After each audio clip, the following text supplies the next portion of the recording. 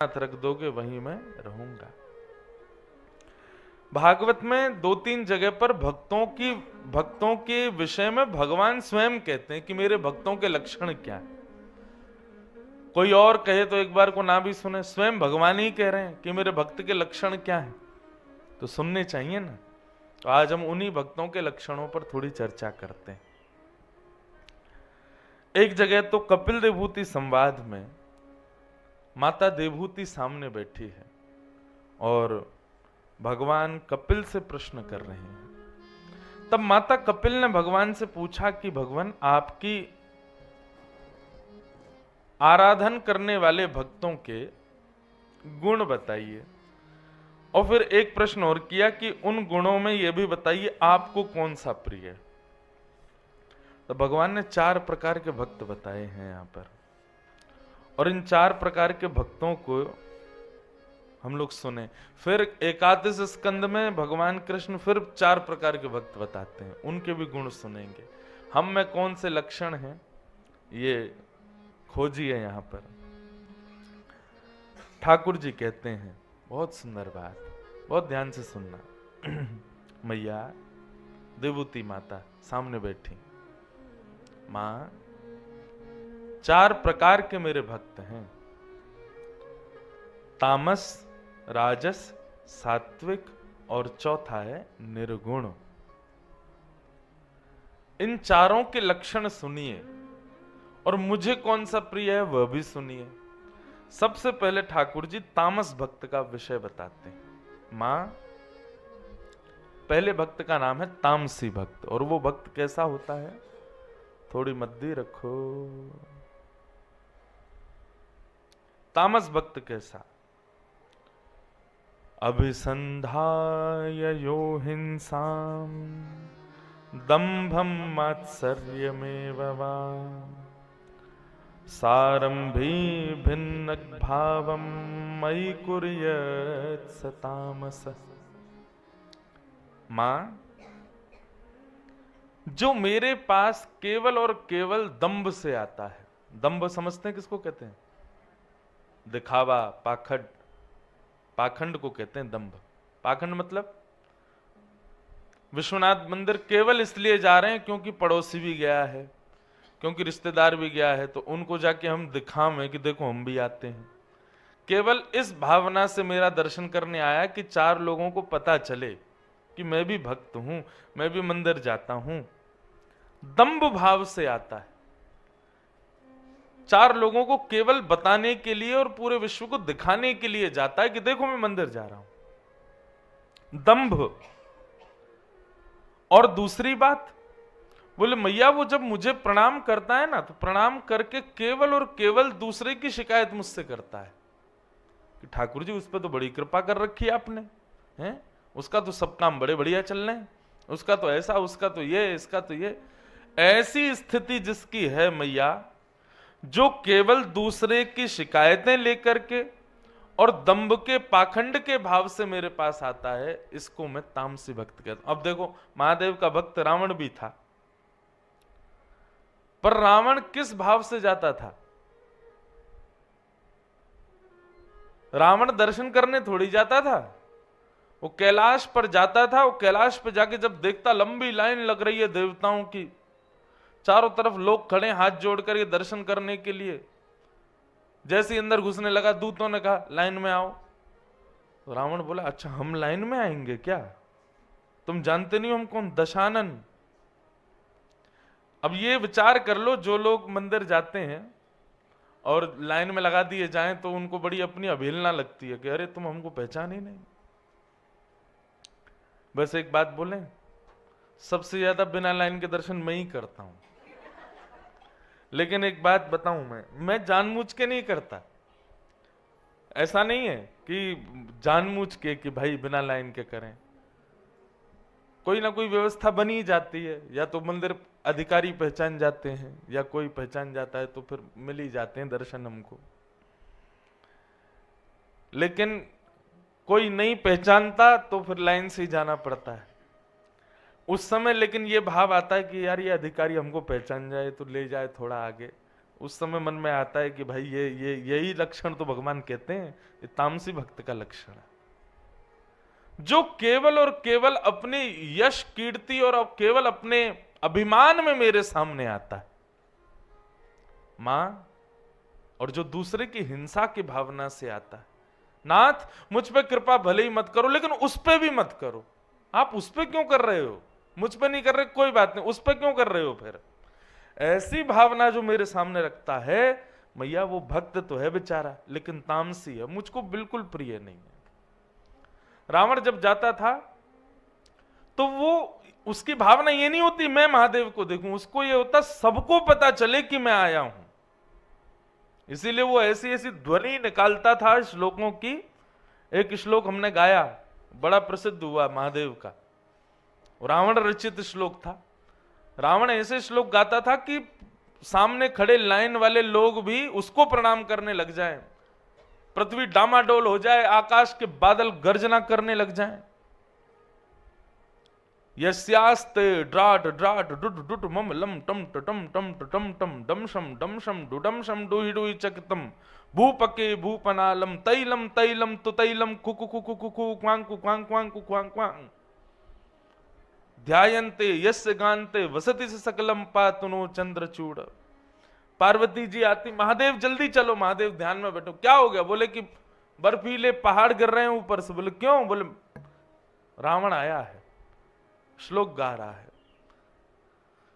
शंकर जी कहते तुम मत आया करो, हम ही रोज आ जाया करेंगे लंका, वहीं दर्शन कर लिए, तुम यहां मत आया करो। गुरुदेव, ये तो बड़ी कृपा है। महादेव ही जाते थे रोज रावण को दर्शन देने। काय बात का भक्त? ऐसी भक्ति किस काम की जहां तुम्हारे प्रियतम ही, तुम्हारे स्वामी ही कष्ट पा रहे हो? नहीं मैया, ये तामसी भक्त का लक्षण है, जो मेरे सामने आकर के भी अपने अहम भाव का त्याग नहीं करता, अपने अहम में रहता है कि मैं कुछ हूं। ये स्थिति तब भी उसके मन में रहती है। ऐसा व्यक्ति तामसी है और वो मुझे प्रिय नहीं। ठाकुर जी के सामने कई लोग आते हैं मेरे से मिलने, अब मैं तो एक साधारण बालक हूं, वो मुझसे मिलने आते तो हम तो बहुत सोच के आए थे, क्या बोलेंगे, भूल गए। ठाकुर जी के सामने जाके भूल जाओ। कल आपको मैं किस भाव से बताऊं, कल मैं नौका विहार से सीधा भागा विश्वनाथ, मैंने कि पता नहीं अब कब दर्शन हूं, अभी चलो। हम गए, मंदिर का पूरा प्रोटोकॉल पहचान गया कल हमको, मैंने कि जय हो। ले गए सब भीतर। अच्छा, विश्वनाथ दर्शन करने जाता हूं, कुछ ना कुछ मेरे साथ होता है। 7-8 लोग थे हम, पर हम 2 ही रह गए प्रोटोकॉल के पास, बाकी के 5-6 कहीं और चले गए। अब ये हमको ढूंढे, हम इनको ढूंढे, मैंने क्या हो गया। अब हम तो बिल्कुल मंदिर के पास पहुंच गए, इतने में ये लोग भी अंदर आने लगे। उसी समय शंकराचार्य जी आए हुए थे मंदिर में, वो पूजा आराधना कर रहे थे। ये पुलिस वालों से सीधे जाकर के बोले अरे हम शंकराचार्य जी के साथ आए हैं।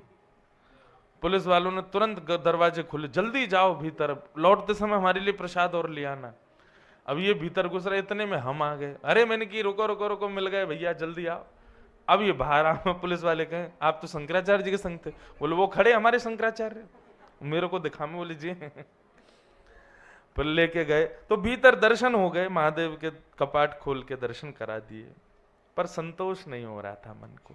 वैसे तो देखो संतोष करना चाहिए, जैसे दर्शन हो जाए, पर हम में एक बात आ जाती है बार बार ब्रजवासी होने की, लाला कछु कृपा कर भैया, देख ले तेरो मित्र है विश्वनाथ भगवान, या तो कह देने हमें पास बुला ले। हम दर्शन करके बाहर आने लगे, तब एक व्यक्ति आया, बोले महाराज जी आप आ जाओ। मैंने क्यों? बोले आप जाके महादेव को स्पर्श कर लो और थोड़ी देर उनके पास बैठ लो। मैंने सही में? बोले हाँ चलो। लेके गए, खोल के कपाट, धुलाई चल रही थी सप्तऋषि आरती के लिए, हमको जाके वहां बैठा दिया। बोले अब आप बैठ के खूब स्पर्श करो महादेव का, खूब। मैंने की जय हो, यही तो आनंद चाहिए, यही तो सुख चाहिए। खूब दर्शन किए। तो ठाकुर जी कह रहे हैं भैया तामसी भक्त कौन? जो दूसरे की हिंसा की भावना से मेरे पास आता है, मेरे सामने आकर के भी उसका अहम नष्ट नहीं होता। ठाकुर जी के सामने जाएं तो हम यह भी एक बार को भूल जाएं। कल मैं जो बात बता रहा था वो तो भूल ही गया। कल ठाकुर जी के सामने जब मैं गया तो यहां कथा में बोल के गया था कि महादेव के निज ठाकुर जी श्री राधा वल्लभ लाल हैं। कल महादेव के सामने मुख से यही निकल रहा था, जय जय राधा वल्लभ श्री हरिवंश, जय जय श्री वृंदावन श्री वनचंद। बाहर आके मैं खुद भूल गया कि मंदिर में यहाँ ओम नमः शिवाय बोलते, लेकिन कथा में बोल के गया ना तो वही चीज लागू हुई। राधा वल्लभ लाल जी का जब नाम उच्चारण किया, महादेव ने स्पर्श कराया, अद्भुत आनंद हुआ। ठाकुर जी के सामने जाकर के तो यह भी भूल जाओ कि हम कौन हैं, इतनी भी स्मृति आपको ना रहे। वहां पर भी ये अहम भाव है, मेरी साड़ी खिंच रही है, मेरे कपड़ा खिंच रहे हैं, मेरे ये हो रहा है, मुझे घुटन हो रही ना। ठाकुर जी के सामने जाके तो बस शून्य हो जाओ, कोई और भाव नहीं। ठाकुर जी कहते हैं जो अहम भाव में रहता है, हिंसा की भावना से आता है और केवल दूसरों को दिखाने के लिए मेरे दर्शन करने आता मैया, वो तामसी भक्त, तामस। दूसरा ठाकुर जी बताते हैं राजस भक्त। ये राजस भक्त का लक्षण कैसा होता है? तो भगवान श्री कृष्ण कहते हैं मैया कि विषयान विसंधाय यस ऐश्वर्यमेव वा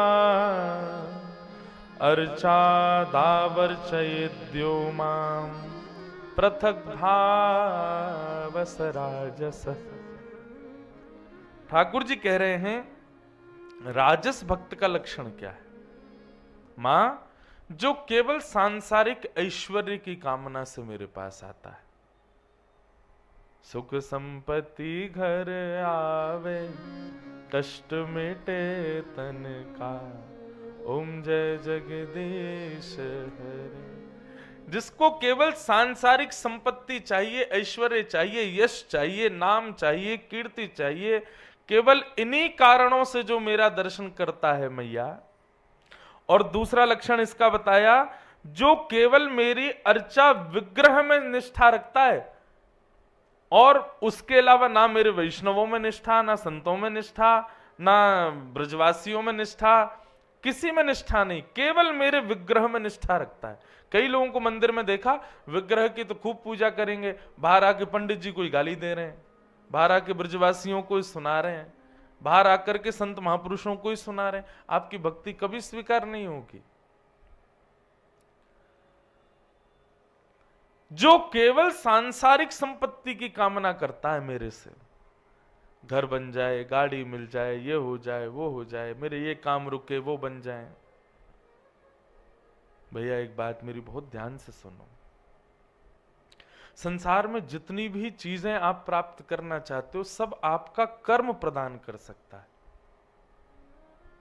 हम ठाकुर जी को बीच में क्यों लाते हैं कि आप करवाओ? ठाकुर जी हमको दूसरी कामनाओं की पूर्ति के लिए मिले हैं। ठाकुर जी ये सांसारिक विषयों को देने के लिए नहीं है, वो हमारे कर्म पर है। लक्ष्मी पूजा करने से ही धन बढ़ेगा तो बिल गेट्स ने कभी लक्ष्मी के दर्शन भी नहीं किए होंगे, पर आज सबसे ज्यादा लक्ष्मी पूरे विश्व में उसके पास है। अब तो कोई और हो गया है, कोई और आ गया है ऊपर। लेकिन देव देव आलसी पुकारा, सुंदरकांड में कहते हैं कि भाई देवताओं के भरोसे पड़े रहते हैं, वो महा आलसी हैं। कर्म की उपलब्धियों की प्राप्ति के लिए ठाकुर जी की आराधना कभी मत करो, वो आपके कर्म पर निर्भर होता है। ठाकुर जी की आराधना तो केवल उनकी प्राप्ति के लिए, उनकी कृपा की प्राप्ति के लिए, उनके दर्शन की प्राप्ति के लिए करो।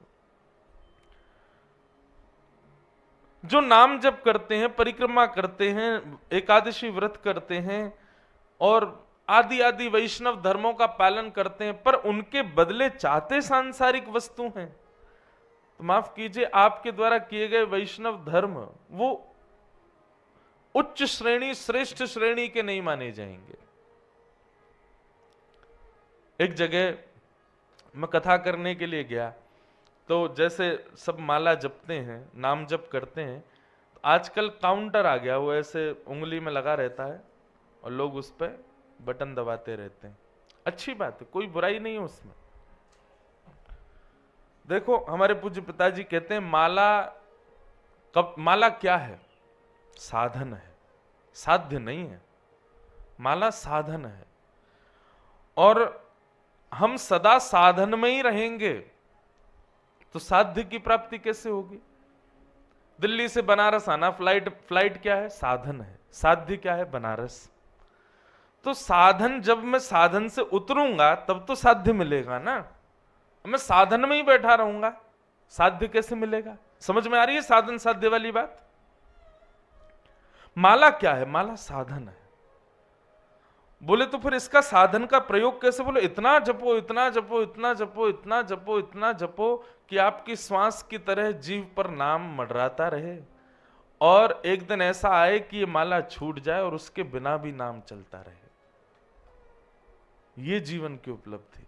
मैंने दर्शन किया हमारे गोवर्धन के परम पूजनीय प्रातस्मरणीय श्री ठाकुरदास बाबा 80 से ऊपर की आयु में जब भगवत धाम को प्रस्थान किए, तब उनके प्रस्थान से कुछ समय पहले ही मैंने दर्शन किया। मुझे तब नहीं पता था, जब मैं कथा करने लगा तब मुझे उनका स्मरण आया। तो जब मैं दर्शन करने गया तो मैं छोटा बालक ही था। जब मैं दर्शन करने गया ठाकुरदास बाबा के, तो अचेत अवस्था में पड़े थे, पर उनकी उंगली ऐसे हिल रही थी, उंगली चल रही थी, और उंगली जैसी चली है, क्या हुआ? एक संग सबके फोन चले हैं?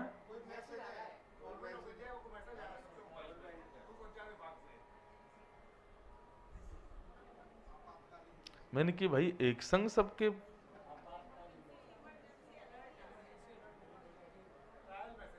इमरजेंसी क्या, भूकंप आ रहा है? साइलेंट कर लीजिए अपने फोन। अगर बीच कथा में आप लोग देखेंगे तो जरूर इमरजेंसी आ जाएगी। बोलो वृंदावन बिहारी लाल की जय। तो हम क्या निवेदन कर रहे थे? मैं तो भूल और गया। साधन और साध्य। वाह भैया, तुम कथा सुनते हो हैं, तो बलैया ले तेरी। तो साधन और साध्य। तो ठाकुरदास बाबा का मैंने दर्शन किया। उनका जब मैं दर्शन करने गया, अचेत अवस्था में थे, पर उनकी उंगली ऐसे चल रही थी, पूरे शरीर को पैरालाइज हो गया था, पर उंगली ऐसे ही चल रही थी। डॉक्टरों से सबने पूछा कि जब इनके पूरे पूरे अंग में पैरालाइज हो चुका है, ये पूर्ण रूपेण अचेत हो चुके हैं, तो ये उंगली क्यों चल रही है? बोले ये हमारी साइंस से परे की बात है, हमको समझ में ही नहीं आ रहा है ये उंगली कैसे चल रही है। वो उंगली क्यों चल रही थी? नाम इतना जपा था कि आज शरीर पूरा अचेत हो गया, लेकिन नाम ने फिर भी उनको नहीं छोड़ा। नाम अभी भी चल रहा है, भगवान नाम अभी भी उनके जीवन में आश्रय लेके बैठा। और उनकी स्थिति देख करके ऐसा कहता बनता था कि अब ये ठाकुर जी का स्मरण नहीं कर रहे हैं, ठाकुर जी इनका स्मरण कर रहे हैं, इनका सुमिरन हरि करें ये पावा विश्राम। अब तो ये विश्राम कर रहे हैं, इनका स्मरण ठाकुर जी कर रहे हैं। कुछ भी कर लो, ध्यान से सुनो, आप कुछ भी कर लीजिए, पर दीनता और आपके भीतर के जो विकार हैं वो तब तक शुद्ध नहीं होंगे जब तक आप वैष्णव सेवा में निष्ठा नहीं रखोगे।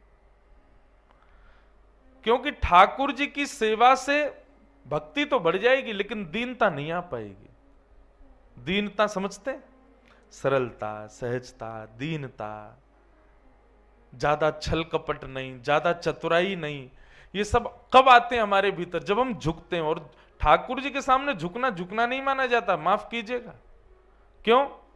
ठाकुर जी को आप चाहे पकौड़ी खवाओ, चाहे कचौड़ी खवाओ, चाहे पूड़ी खवाओ, चाहे रोटी खवाओ, वो चाहे सब पालेंगे। लेकिन संतों की सेवा में तो आपको देखना पड़ेगा कि जो इनको भाए वही दो, जो इनको प्रिय लगे वही दो। हमारे नाना जी एक कथा सुनाते थे, मुझे ओझल सी याद है, बहुत सारे प्रसंग सुनाते थे, उनके अब याद आते हैं एक बार एक व्यक्ति के यहाँ कोई संत पधारे, कोई गुरु पधारे, और वो संत पधारे गर्मी के महीने में, ज्येष्ठ के महीने में आए, बहुत गर्मी होती है। तो घर में पधारे तो उसने बढ़िया घड़े में ठंडा ठंडा पानी रखा गुरुजी के स्नान के लिए। पड़ोसी जो था उसको पेज रहती थी कि इससे बढ़िया मुझे करनी है सारे काम। तो उसने आकर के सब देखा, ये गुरुजी का सत्कार कैसे कर रहा है। पुष्प बिछा रखे हैं, बढ़िया ठंडा घड़े में जल रखा हुआ है गुरुजी को नवाने के लिए। उसने बढ़िया ठंडाई बना रखी है। बोले गुरुजी स्नान करेंगे सबसे पहले, उसके बाद उनको ठंडाई पिलाऊंगा आदि आदि। अब ये सब पड़ोसी देख रहा था। गुरुजी आए, पुष्पों से स्वागत किया, ठंडे जल से स्नान किया गुरुजी ने, ठंडाई पी। गुरुजी बड़े प्रसन्न, बोले वाह हम तुमसे बड़े प्रसन्न हैं। पड़ोसी आया, बोले महाराज जी कभी मेरे घर भी पधारो। बोले अभी तो हमारा सब बुकिंग है, हम आएंगे, कब आओगे? बोले तुम्हारे आएंगे शिशिर में, ठंडी में आएंगे। ठीक है। सोच लो क्या हुआ होगा। गुरुजी के लिए ठंडे घड़े में जल भर के रखे, गुरुजी आएंगे इसी से स्नान करेंगे। और फिर गुरुजी के लिए बढ़िया उसने ठंडाई बना के रखी है, गुरुजी को यही पिलाएंगे। गुरुजी घर में आए, आकर के जैसे स्नान करने के लिए गए, गुरुजी बोले ये तो बड़ा ठंडा जल। अरे गुरुजी नहीं, आप उसके यहाँ भी नहाए थे, मेरे यहाँ नहाना पड़ेगा। गुरुजी बोले नहीं नहीं इससे नहीं नहाएंगे। नहीं, उस पर ज्यादा कृपा कर रहे हो, मैं सब समझ रहा हूँ आपकी बात। उसके यहाँ नहा लिए, मेरे यहाँ नहीं नहाओगे। कैसे नहीं नहाओगे? गाड़ी उठा के उसने ही नहा दिया। गुरुजी बेचारे कप कप आ गए। बोले लो अब ठंडाई पियो। बोले अरे चाय पिला भैया, गर्म दूध पिला, मर जाएंगे हम, ठंड लग रही। नहीं आप उस पर ज्यादा कृपा, उसके यहाँ तो आप लस्सी पी रहे थे, हमारे यहाँ चाय मांग रहे हो। नहीं पीनी तो पड़ेगी। हुआ क्या, गुरुजी को निमोनिया हो गया। भैया ठाकुर जी की सेवा बड़ी सरल है, वैष्णवों की सेवा बड़ी कठिन है। ये हृदय में दीनता आना, सहजता आना और सरल भाव आना, ये तो वैष्णव सेवा से ही आता है, ठाकुर जी की सेवा से नहीं आता है। आपको पता है गजेंद्र मोक्ष की कथा जो आती है ना, ये गजेंद्र जो था ये अपने पूर्व जन्म में ठाकुर जी की खूब सेवा करता था, पर वैष्णव सेवा नहीं करता था। हुआ क्या, एक दिन ठाकुर जी की आराधना कर रहा था और तभी कोई संत आ गए। संत आए, उसको पता चल गया कि कोई संत आए हैं, लेकिन फिर भी ठाकुर जी की सेवा ही करता रहा। एक बार भी एक क्षण के लिए ये नहीं बोला कि महाराज जी विराजो, मैं अभी आ रहा हूं, 10 मिनट का समय दो, आप विराजो, आसन लगाओ, किसी से कहता जल आदि पिलाओ, मैं अभी आ रहा हूं। उसको पता था कि संत आए, लेकिन फिर भी अब इनकी और सेवा करूं, मैं अपनी सेवा में व्यस्त हूं। ठाकुर जी कोई करने लगा, उनको देखा भी नहीं। केवल इस बात का उसको अपराध लगा कि अगले जन्म में वो गजेंद्र बना, हाथी बना।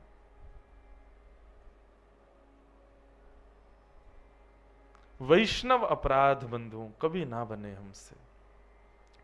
इसलिए ठाकुर जी की सेवा एक दिन को थोड़ी सी पहले से कम हो जाए चलेगा, लेकिन कोई वैष्णव हो। वैष्णव किसको कहते हैं? वैष्णव का मतलब क्या होता है? वैष्णव मतलब अपने रूप से, अपने स्वभाव से, अपने गुण से, अपनी वाणी से किसी भी रूप में ठाकुर जी से संबंध रखता है, वो वैष्णव है। आप एक दूसरे के सब वैष्णव हो। माफ कीजिए, अभी तक आप में से एक दूसरे के घर आप जाते हो तो ऐसे मिलते हो जैसे सखा आदि, लेकिन एक क्षण के लिए ऐसे मिलो जैसे कोई वैष्णव आया है, प्रणाम करो। तिलक है, गले में कंठी माला है, हृदय में नाम है ठाकुर जी का, चिंतन में भगवत कथा है, वैष्णव है, उसका वैष्णव रीति से स्वागत करो। वैष्णव तो वैष्णव सेवा ही हमको सिखाती है। ठाकुर जी की सेवा से ज्यादा कुछ सीखने को नहीं मिलता है। ठाकुर जी की सेवा तो कोई भी कर लेता है।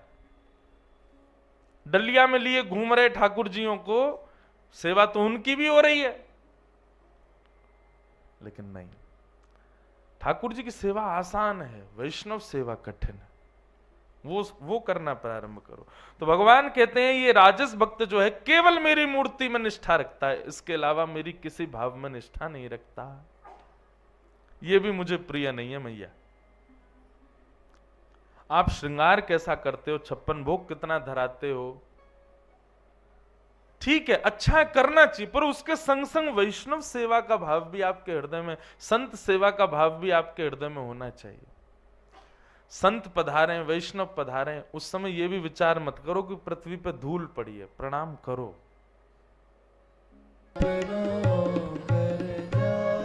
भक्तन में मति, भक्तन में गति, संत चरण रज सदा लुभाने, गिरधर जब अपनों करे जाने। हमारे व्रज में एक भक्त हुआ,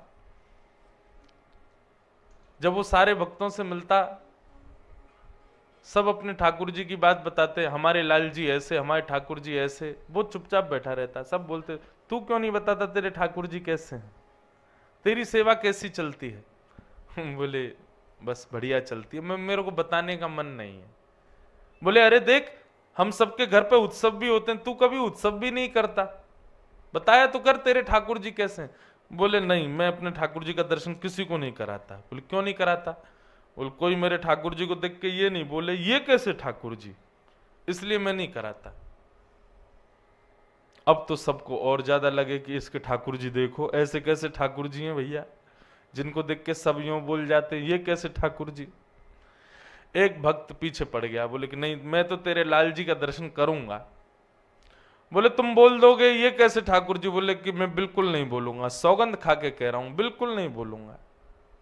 तो चलो, लेके गया कुटिया में।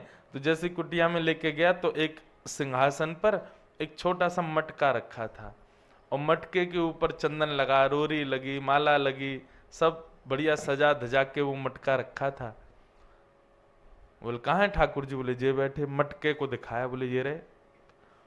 तो ना चाहते हुए उसके मुख से निकल ही गया ये कैसे ठाकुर जी, मटका वाले ठाकुर जी। बोलते इससे कही थी ना मत बोलना है ऐसे। बोले अरे भैया यार गलती हो गई, लेकिन बता तो सही ये कैसे ठाकुर जी हैं? मटका? बोले मटका नहीं है, हमारे वृंदावन में जितने भी संत आते हैं ना, और जब वो चल के चले जाते हैं तो उनकी रज में इकट्ठी करके इसमें भर लेता हूं, और उन्हीं संतों की चरण रज को मैं नित्य अपने श्यामा श्याम के रूप में देख करके, बोले इसमें कुछ कण सफेद हैं वो श्री किशोरी जी हैं, कुछ कण श्याम हैं वही श्याम सुंदर हैं। मैं रोज इन्हीं की अर्चना करता हूं, और इसी से रज निकाल के माथे से, गले से, मुख में लेके, और इसी के सामने बैठ के सेवा करता हूं। ऐसी संत सेवा बंधुओं, वैष्णव संत वृंद, भक्त वृंद, विप्र वृंद, ब्रजवासी वृंद, इन सब में अवगुण देखना ये एक प्रकार से हमारी भक्ति का लेश है। हमारी भक्ति उसी दिन से कम होने लग जाएगी जिस दिन आप उनमें अवगुण देखो। ठीक है, किसी से हर तरीके के लोग हैं भाई। रावण भी जब आया था सीता जी का हरण करने, संत ही बन के आया। तो आजकल कलयुग में बड़ा खतरनाक है, संत वेश में रावण भी घूमते हैं, परंतु हम इतने विवेकी तो बन सकते हैं कि हमारी दृष्टि पता कर लेगी कौन वास्तविक है कि कौन असाधारण है। सत्संग क्या करता है? बिनु सत्संग विवेक न होई, राम कृपा बिन सुलभ न सोई। यही विवेक देता है सत्संग, कि हमारी दृष्टि पड़े और देखते ही हम समझ जाएं कि ये वास्तविक है। परंतु एक बात और बताएं, सत्संग इतना विवेक भी देता है कि यदि कोई पाखंडी बन के केवल संत घूम रहा है तो उसके प्रति भी हीन भाव ना आवे, उसकी भी भेष का सम्मान हो। क्या जानकी जी को नहीं पता था कि ये रावण है? खूब स्पष्ट उनको, वो जानकी है, राम वल्लभा है, उनको सब पता है, लेकिन केवल भेष के कारण सीता जी ने हरण करने दिया। रावण की ताकत कर ले ना, केवल भेष सीता जी ने उसका सम्मान किया कि संत भेष में आया है। ऐसे बंधुओं, भेष का, स्वरूप का और वास्तविक संतों का, इन सब का बोध सत्संग ही कराता, वही विवेक है। और यही विवेक राम जी की कृपा के बिना नहीं मिलता। इसलिए आपको प्राप्त हो रहा है तो निश्चित है ठाकुर जी की कृपा है। संत वैष्णवों को देखो और उनको प्रणाम करो। तो भगवान कह रहे हैं कि राजस भक्त जो होता है ये केवल मेरी मूर्ति में निष्ठा रखता है, मेरे वैष्णव संत वृंद भक्तों में कोई इसकी निष्ठा नहीं है। आप मूर्तियों की बात कर रहे हैं, संत महात्माओं की बात कर रहे हैं। एक बार श्रीमद् वल्लभाचार्य जी महाराज श्री जी बाबा की सेवा करके जैसे ही निवृत्त हुए तो अपने कक्ष में बैठे थे, 4 लोग रोते रोते उनके पास आए और रोते हुए कहने लगे, हमको सेवा से दूर मत करो, हमको सेवा से विमुख मत करो। वल्लभाचार्य जी बोले, कौन हो भैया, रो क्यों रहे हो, क्या सेवा करते हो तुम?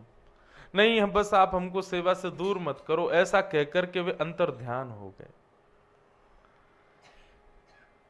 श्रीमद् वल्लभाचार्य जी महाराज ने 4 दिन तक भोजन नहीं किया।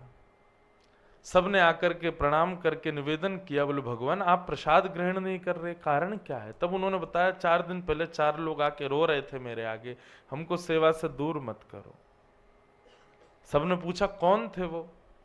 बोले कि मुझे चिंतन में फिर बाद में समझ आया कि श्री जी बाबा की रसोई बनती है ना, तो उसमें चावल धोए जा रहे थे और धोते समय जब चावल का मांड अलग किया गया, पानी अलग किया गया, उसमें 4 दाने चावल के भी नाली में चले गए और वे चारों रोते रोते मेरे सामने आए कि हमको सेवा से दूर मत करो।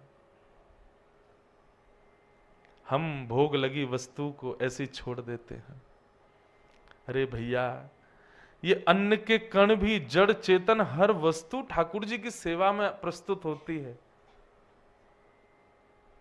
वह भी अपने जगन्नाथपुरी में जब 15 दिन के लिए महाप्रभु जी का दर्शन नहीं होता ज्येष्ठ पूर्णिमा के बाद, उसके बाद वहां घर घर के लोग घर में भात बनाते हैं और भात बना के जहां से श्री मंदिर दिखाई दे वहां पत्तल पर केला के पत्ते पर चावल भात रख के और भात को ही जगन्नाथ जी का रूप मान के उनके प्रणाम, महाप्रसादे गोविंद, ये साक्षात गोविंद है। सोचो, यहां पर ठाकुर जी के सन्मुख पधराने वाली सब्जी दाल चावल तक को वैष्णव माना जाता है। ऐसी वैष्णव सेवा रीति है। लेकिन ठाकुर जी कहते हैं जो केवल मेरी मूर्ति से मतलब रखता है और किसी भाव से कोई उसको मतलब नहीं है, ऐसे को मैं राजस भक्त कहता हूं, ये भी मुझे प्रिय नहीं। और उसके बाद आता है सात्विक भक्त, तीसरा भक्त। तो पहला तामसी, राजस, सात्विक। सात्विक भक्त का लक्षण क्या है? कर्म निर्हार मुद्दिश्य परस्मिन् वा तदर्पणम् यज्ञेद्यष्टव्यमिता वा पृथक भाव स सात्विक। कर्म निर्हार मुद्दिश्य परस्मिन् वा तदर्पणम्।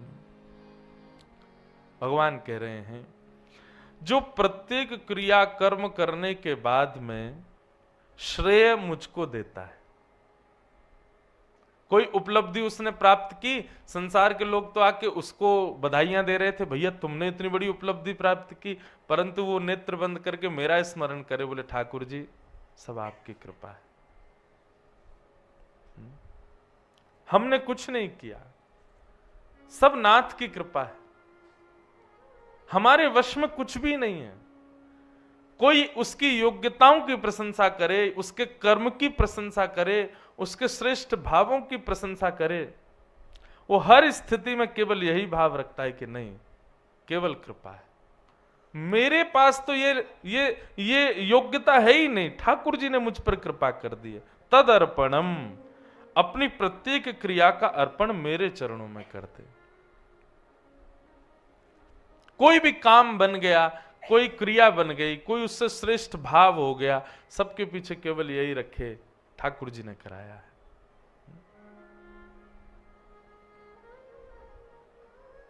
कृपा की ना होती जो आदत तुम्हारी, तो सूनी ही रहती अदालत तुम्हारी।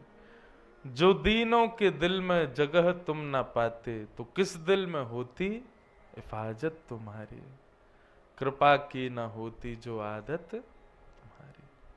ठाकुर जी बड़े कृपालु, उनकी कृपा से ही हम सब क्रिया कर रहे हैं। मैं अपनी कथा करने के बाद में ये विचार करूं, मैंने कथा सुनाई और मेरी कथा से इनको इतना आनंद आया, मेरी बुद्धि से बड़ी मूर्खता कोई नहीं होगी कि मैं अपने ऊपर विचार करूं, मैंने कथा सुनाई ना। ठाकुर जी ही हृदय में विराजमान होके वाणी से सुलंक शिष्ट भगवान वचाम से में, भागवत में लिखा है कि वक्ता के मुख से ठाकुर जी ही बुलवाते। और एक और बात, आप सोचो कि आज की कथा तो मैंने बड़े भाव से सुनी, मेरे अंदर एक एक शब्द आ गया आप नहीं सुन रहे थे, श्री जी ही आपके हृदय में बैठ करके एक एक भाव को आपको सुनवा रही थी। वो चाहती थी कि आप सुनो और सुन करके जीवन में लागू करो।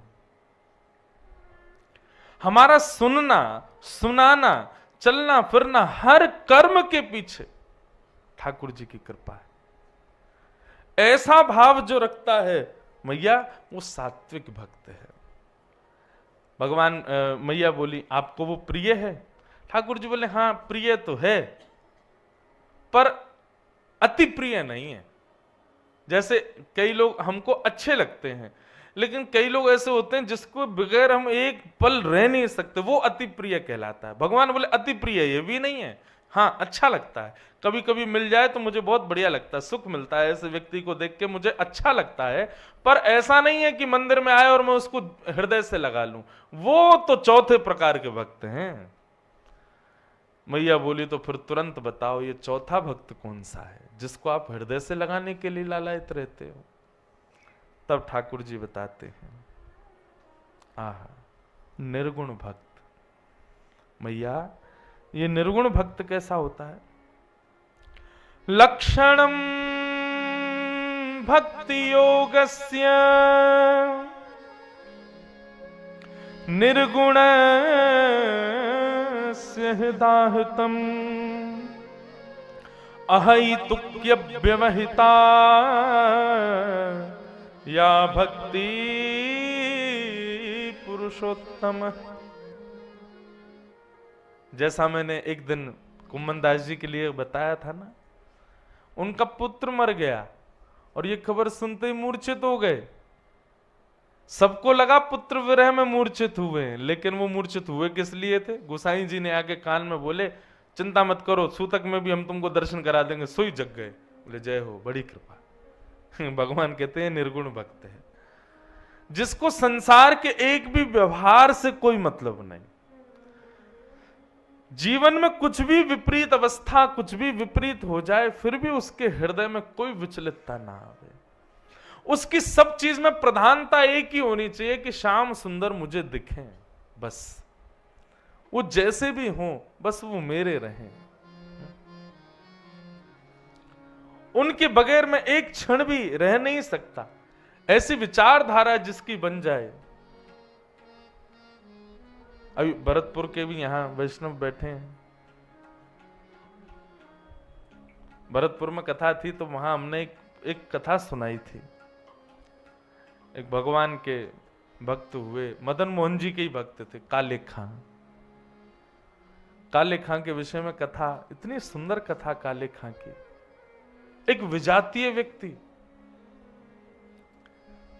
लेकिन केवल धन कमाने की भावना से मंदिर में झाड़ू लगाने जाते थे काले खां। और मंदिर में झाड़ू लगाते लगाते स्थिति ऐसी हो गई कि अब ठाकुर जी के दर्शन के बगैर एक क्षण भी रह नहीं सकते। अब तो दिन रात वहीं जाते। एक दिन काले खां की पत्नी बोली, अपने खुदा को छोड़ करके तुम दूसरे के भगवानों को पूजने जाते हो, इसीलिए तुम्हारे घर में कोई संतान नहीं है। मेरी तुम्हारी इतनी आयु हो गई, हमारे कोई बालक नहीं है। क्यों? क्योंकि खुदा को तुमने कभी कहा ही नहीं कि बालक दो। उसके पीछे पड़े रहते हो, दूसरों का देवता है, वो तुम्हारी क्यों सुनेगा?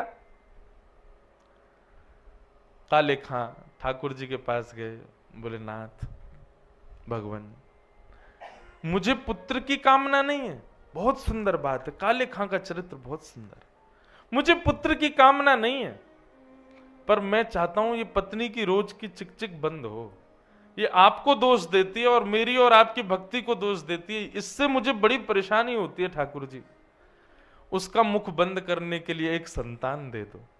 देखो संतान किस भाव से मांगी है कि नाथ मुझे संतान की कामना नहीं, पर मेरी पत्नी का मुख बंद हो, वो बोलना बंद करे, आपकी मेरी भक्ति में दोष देखना बंद करे। वो रोज कहती है आप खुदा से मांगो, इनसे मत। अरे आप ही मेरे खुदा हो, आप ही मेरे सर्वस्व हो, मैं आपके बगैर किसी के पास नहीं जाऊंगा, मुझे नहीं चाहिए। मैं फिर कह रहा हूं मेरी पत्नी का मुख बंद हो, वो कभी आपके ऊपर उंगली ना उठाए, इसलिए एक संतान दो। ठाकुर जी बंधुओं सब जानते हैं कि कोई चालाकी कर रहा है कि वास्तविकता है। वास्तविकता थी काले खां की, और ठाकुर जी ने काले खां को एक संतान प्रदान कर दी। घर तो नाच रहा था कि घर में संतान हुई, काले खां नाच रहे थे कि अब पत्नी का भगवान से कुछ नहीं बोलेगी। काले खां तो नाच रहे थे बड़े आनंद से। पत्नी बोली इतना नाच रहे हो, बेटे का मुख देखा? बोले देख लूंगा, उसमें क्या जाता है। बोले तो पर नाच क्यों रहे हो?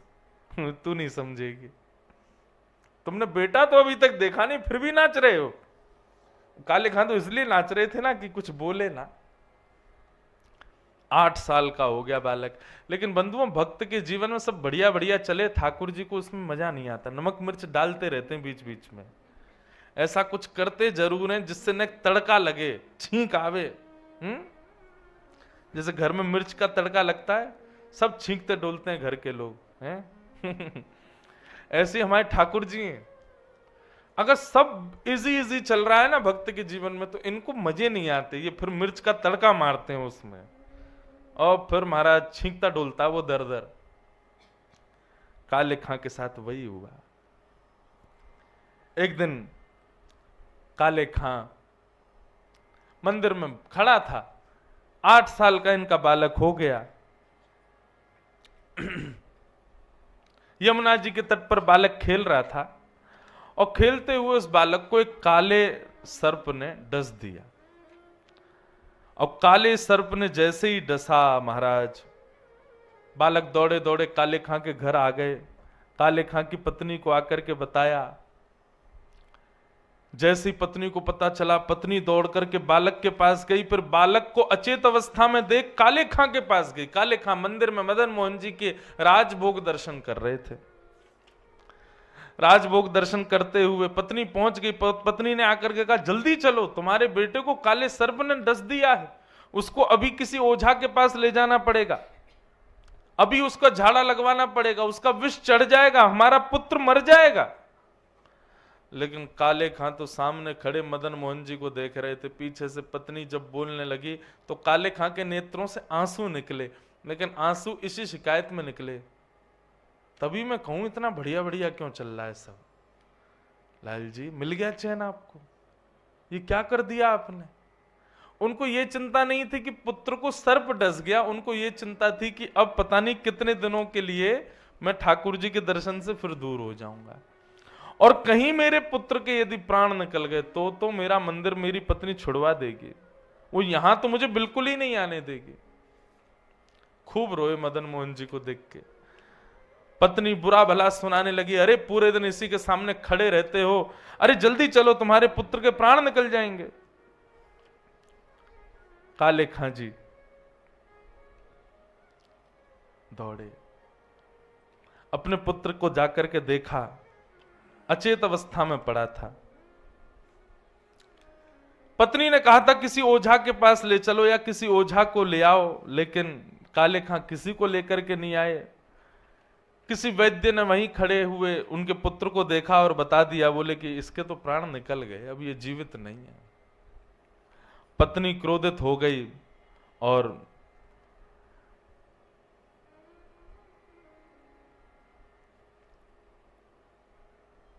अपने बालक को लेकर के मदन मोहन जी के मंदिर गई और ठाकुर जी के सामने रख दिया अपने पुत्र को, और रख करके बोली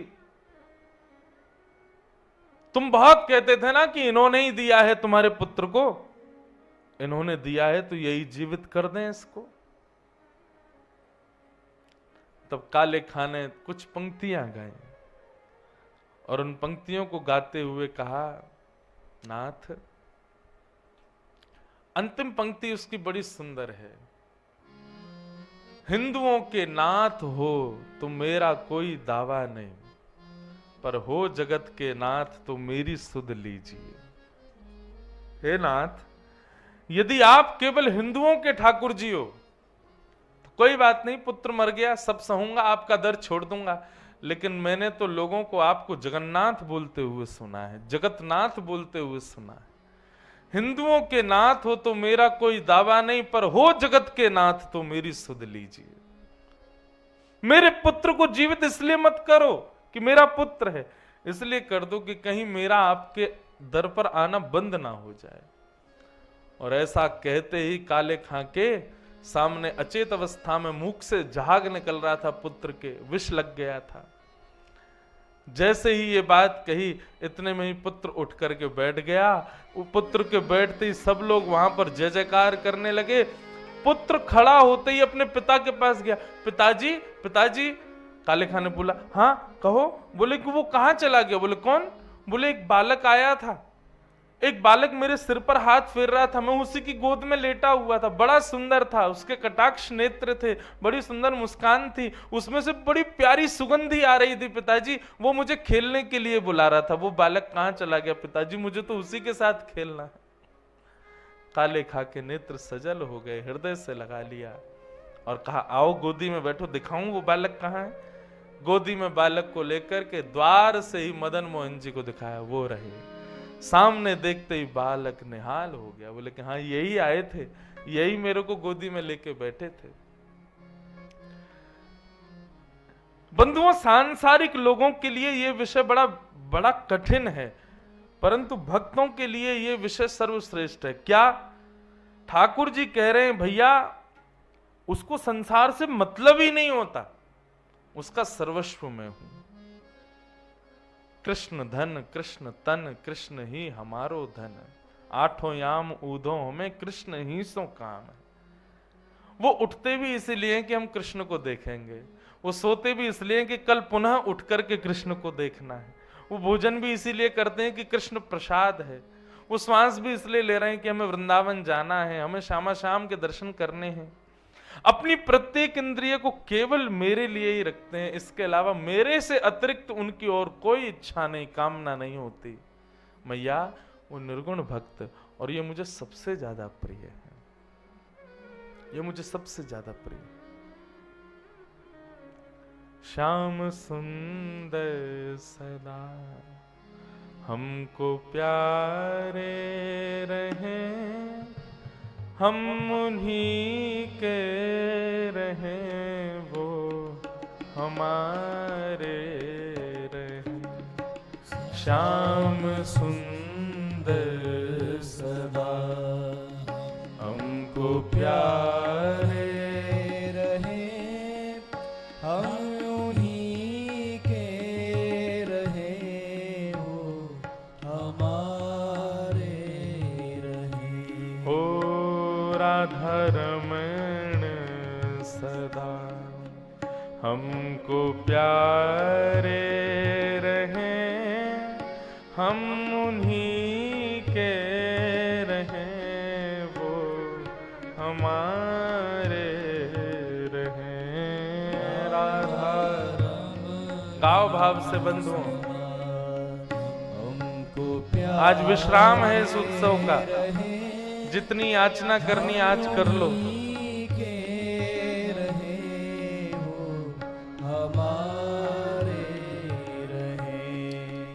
जिस डगर से मुरलिया की धुन आएगी, जिस डगर से मुरलिया की धुन आएगी, उस डगर पे उमरिया ये कट जाएगी, उस डगर पे उमरिया ये कट जाएगी। एक हमारी ये माता जी नागपुर वाली कल आई, इन्होंने एक बात कही, बोले महाराज जी हम नागपुर में जहां से आए वहां पे सब रस में शराब, और पर यहाँ जब आए तो यहाँ पे सबकी इच्छा तो थी लेकिन था नहीं।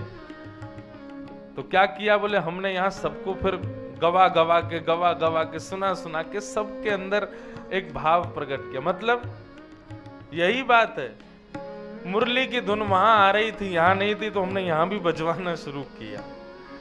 मुरली की धुन क्या है बंधुओं? ये कथा क्रम, ये वैष्णव चर्चा, ये भगवत लीला गुणानुवाद, यही वंशी की धुन है। वास्तव में कलयुग में वंशी धुन क्या है? वैष्णवों की और हमारे ब्रज के या पूरे भारतवर्ष के विशिष्ट कथा वक्ताओं की कथा, ये वंशी की धुन ही है। ये कथा ही धुन है ठाकुर जी की वंशी की। जिस प्रकार द्वापर में कृष्ण वंशी बजाते तो वो वंशी की ध्वन गोपियों के चित्त के सारे तिमिर दूर कर देती थी। आजकल ये कथा सबके हृदय के तिमिर दूर करती है, तो ये वंशी से कम है क्या? इसलिए हम तो वहीं रहेंगे जहां कथा है। जिस डगर से मुरलिया की धुन आएगी, जिस डगर से मुरलिया की धुन आएगी, उस डगर पे उमरिया ये कट जाएगी, उस डगर पे उमरिया कट जाएगी, उस डगर पे उमरिया ये कट जाएगी, उस डगर पे उमरिया ये कट जाएगी। उनकी तस्वीर मन में बसाए रहे, हम उन्हीं के रहे, वो हमारे रहे। श्याम सुंदर सदा हमको प्यारे रहे, हम उन्हीं के रहे, वो हमारे रहे। मोह माया की नदिया बही जा रही, मोह माया की नदिया बही जा रही, और मन की ममता को खींचे चली जा रही, मन की ममता को खींचे चली जा रही, मन की ममता को खींचे चली जा रही, मन की ममता को खींचे चली जा रही, मन की ममता को खींचे चली जा रही, मन की ममता को खींचे चली जा रही। हे नाथ, इस मोह माया की नदिया के या तो हम बिल्कुल बीच में पड़े हों, मतलब पूरे मोही, पूरे कामी, क्रोधी, लोभी सब हैं हमारे भीतर, या फिर भले ही हम इसके किनारे आ गए हों। नाथ, हम भंवर में रहे या किनारे रहे, हम उन्हीं के रहे, वो हमारे रहे। श्याम सुंदर सदा हमको प्यारे रहे, हम उन्हीं के रहे, वो हमारे रहे, हम उन्हीं के रहे, वो हमारे रहे, हम उन्हीं के रहे, वो हमारे रहे। प्रेम पीयूष की धार बहती रहे, प्रेम पीयूष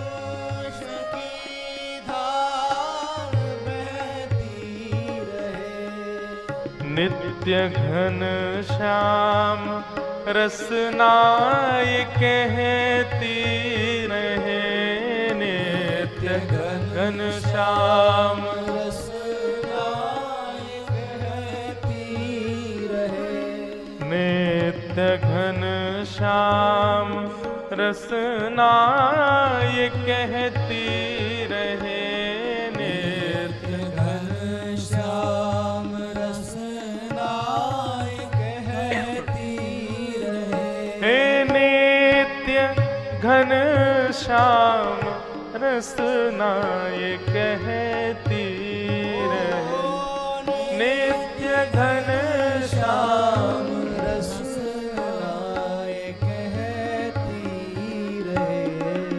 अपने तन मन को मोहन पे वारे रहे, हम उन्हीं के रहे, वो हमारे रहे। श्याम सुंदर सदा हमको प्यारे रहे, हम उन्हीं के रहे, वो हमारे रहे। हो हम उन्हीं के रहे, वो हमारे रहे, हम उन्हीं के रहे, वो हमारे रहे। बस हम सदा उन्हीं के बने रहें और वे भी सदा केवल हमारे। बंधुओं, गोपियां यही कहती हैं रास पंचाध्याय में। एक बार जब ठाकुर जी ने उनको पतिव्रता नारियों के धर्म समझाए ना, तो गोपियां खड़ी खड़ी सुनती रहीं। पति को नहीं छोड़ना चाहिए, बच्चों की सेवा सदा करनी चाहिए, और माता पिता का घर और ससुराल इनकी निष्ठा, बात बताने लगे पतिव्रता नारियों की। गोपियां खड़ी खड़ी सुनती रहीं। जैसे ही बात पूरी हुई पूरी होते ही गोपियां सब बोली, अब हम बोलें? भगवान बोले, बोलो। बोले, आप हमको क्या समझते हो? हम कोई व्यभिचारिणी है? अपने पतियों को छोड़ के आपके पास कोई व्यभिचार के कारण थोड़े आई हैं हम। नाथ, हमें आपके स्पर्श की भी अभिलाषा नहीं, आप हमसे मिलो ऐसी भी हमारी आकांक्षा नहीं, आप हमको सदा अपने पास रखो ऐसी भी हमारी अभिलाषा नहीं। तो भगवान बोले, फिर क्या चाहती हो? बोले, केवल आप कह दो कि हाँ, जैसे तुम मुझे अपना मानती हो मैं भी तुम्हें अपना मानता हूं। बस ये सुनने के लिए आई हैं हम जीवन भर उसी परिवार के साथ रहेंगी, उन्हीं बच्चों की सेवा करेंगी, उसी पति को ही अपना सर्वस्व मानेंगी, पर हमारा प्रेम केवल इस बात पर स्थिर है, हम केवल ये जानने आई कि आपने हमको स्वीकार किया कि नहीं। नाथ, हमारा प्रेम कोई सांसारिक प्रेम थोड़ी है। हम बस आपसे ये दो शब्द सुनना चाहती हैं। जैसे हम कहती हैं आप हमारे, ऐसे आप भी कह दो, तू भी मेरी, तू भी मेरा। बस आप भक्ति से क्या अपेक्षा रखते हो बंधु? ठाकुर जी प्रकट हो जाएं, प्रकट होकर आपके संग रहें, परेशान हो जाओगे। इतनी सेवा तो तब करनी पड़ रही है जब ठाकुर जी बोलते चलते नहीं है।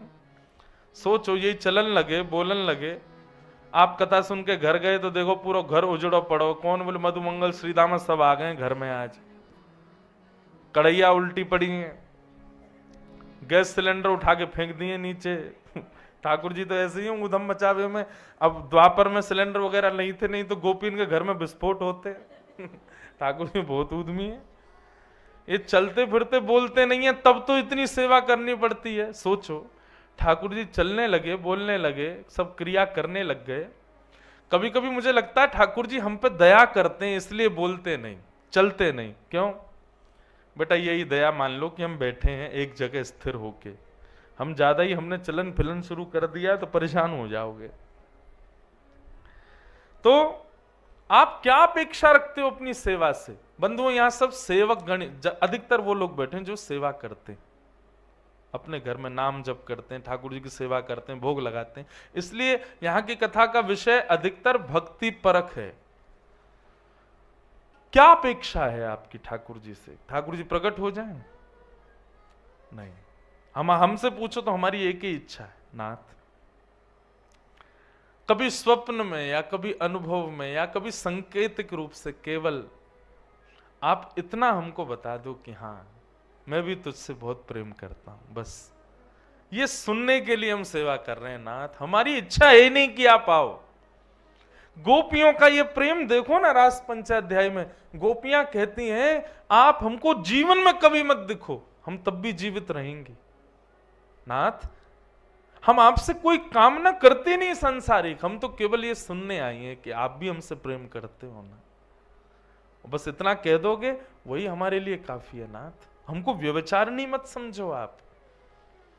हमारी भी भक्ति से यही अपेक्षा होनी चाहिए कि नाथ हम तब तक आपको रिझा रहे हैं और आगे भी रिझाते रहेंगे, बस बीच में कभी संकेत कर देना कि हाँ मैं तुझसे बहुत प्रसन्न हूं, अप्रसन्न हूं ये भी मत, बस इतना बता दो आप मुझे अपना मानते हो ना, बस ये अपेक्षा है।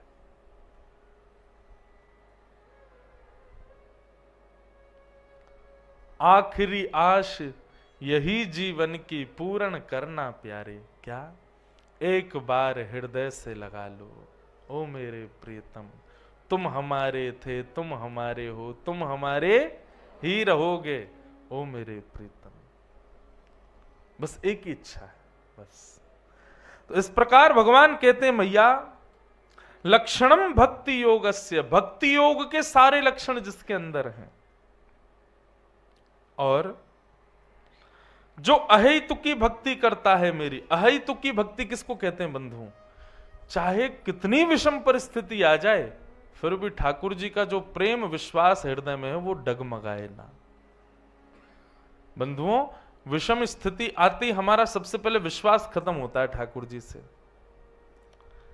जो हम चाहते हैं वो ना हो, ऐसी स्थिति होते ही सबसे पहले विश्वास खत्म होता है और विश्वास खत्म होते ही हमारी भक्ति नष्ट। ठाकुर जी कहते हैं भाई अहेतुकी भक्त कैसा होता है, चाहे कुछ हो जाए जीवन में उसके बाद भी कभी मेरी भक्ति उसके हृदय से जाए ना, ऐसा अहेतुकी भक्त मुझे प्रिय है। हम शिकायतों में लगे रहते हैं आपने जे नहीं किया, ठाकुर जी ऐसा क्यों कर रहे हो, जे नहीं कर रहे।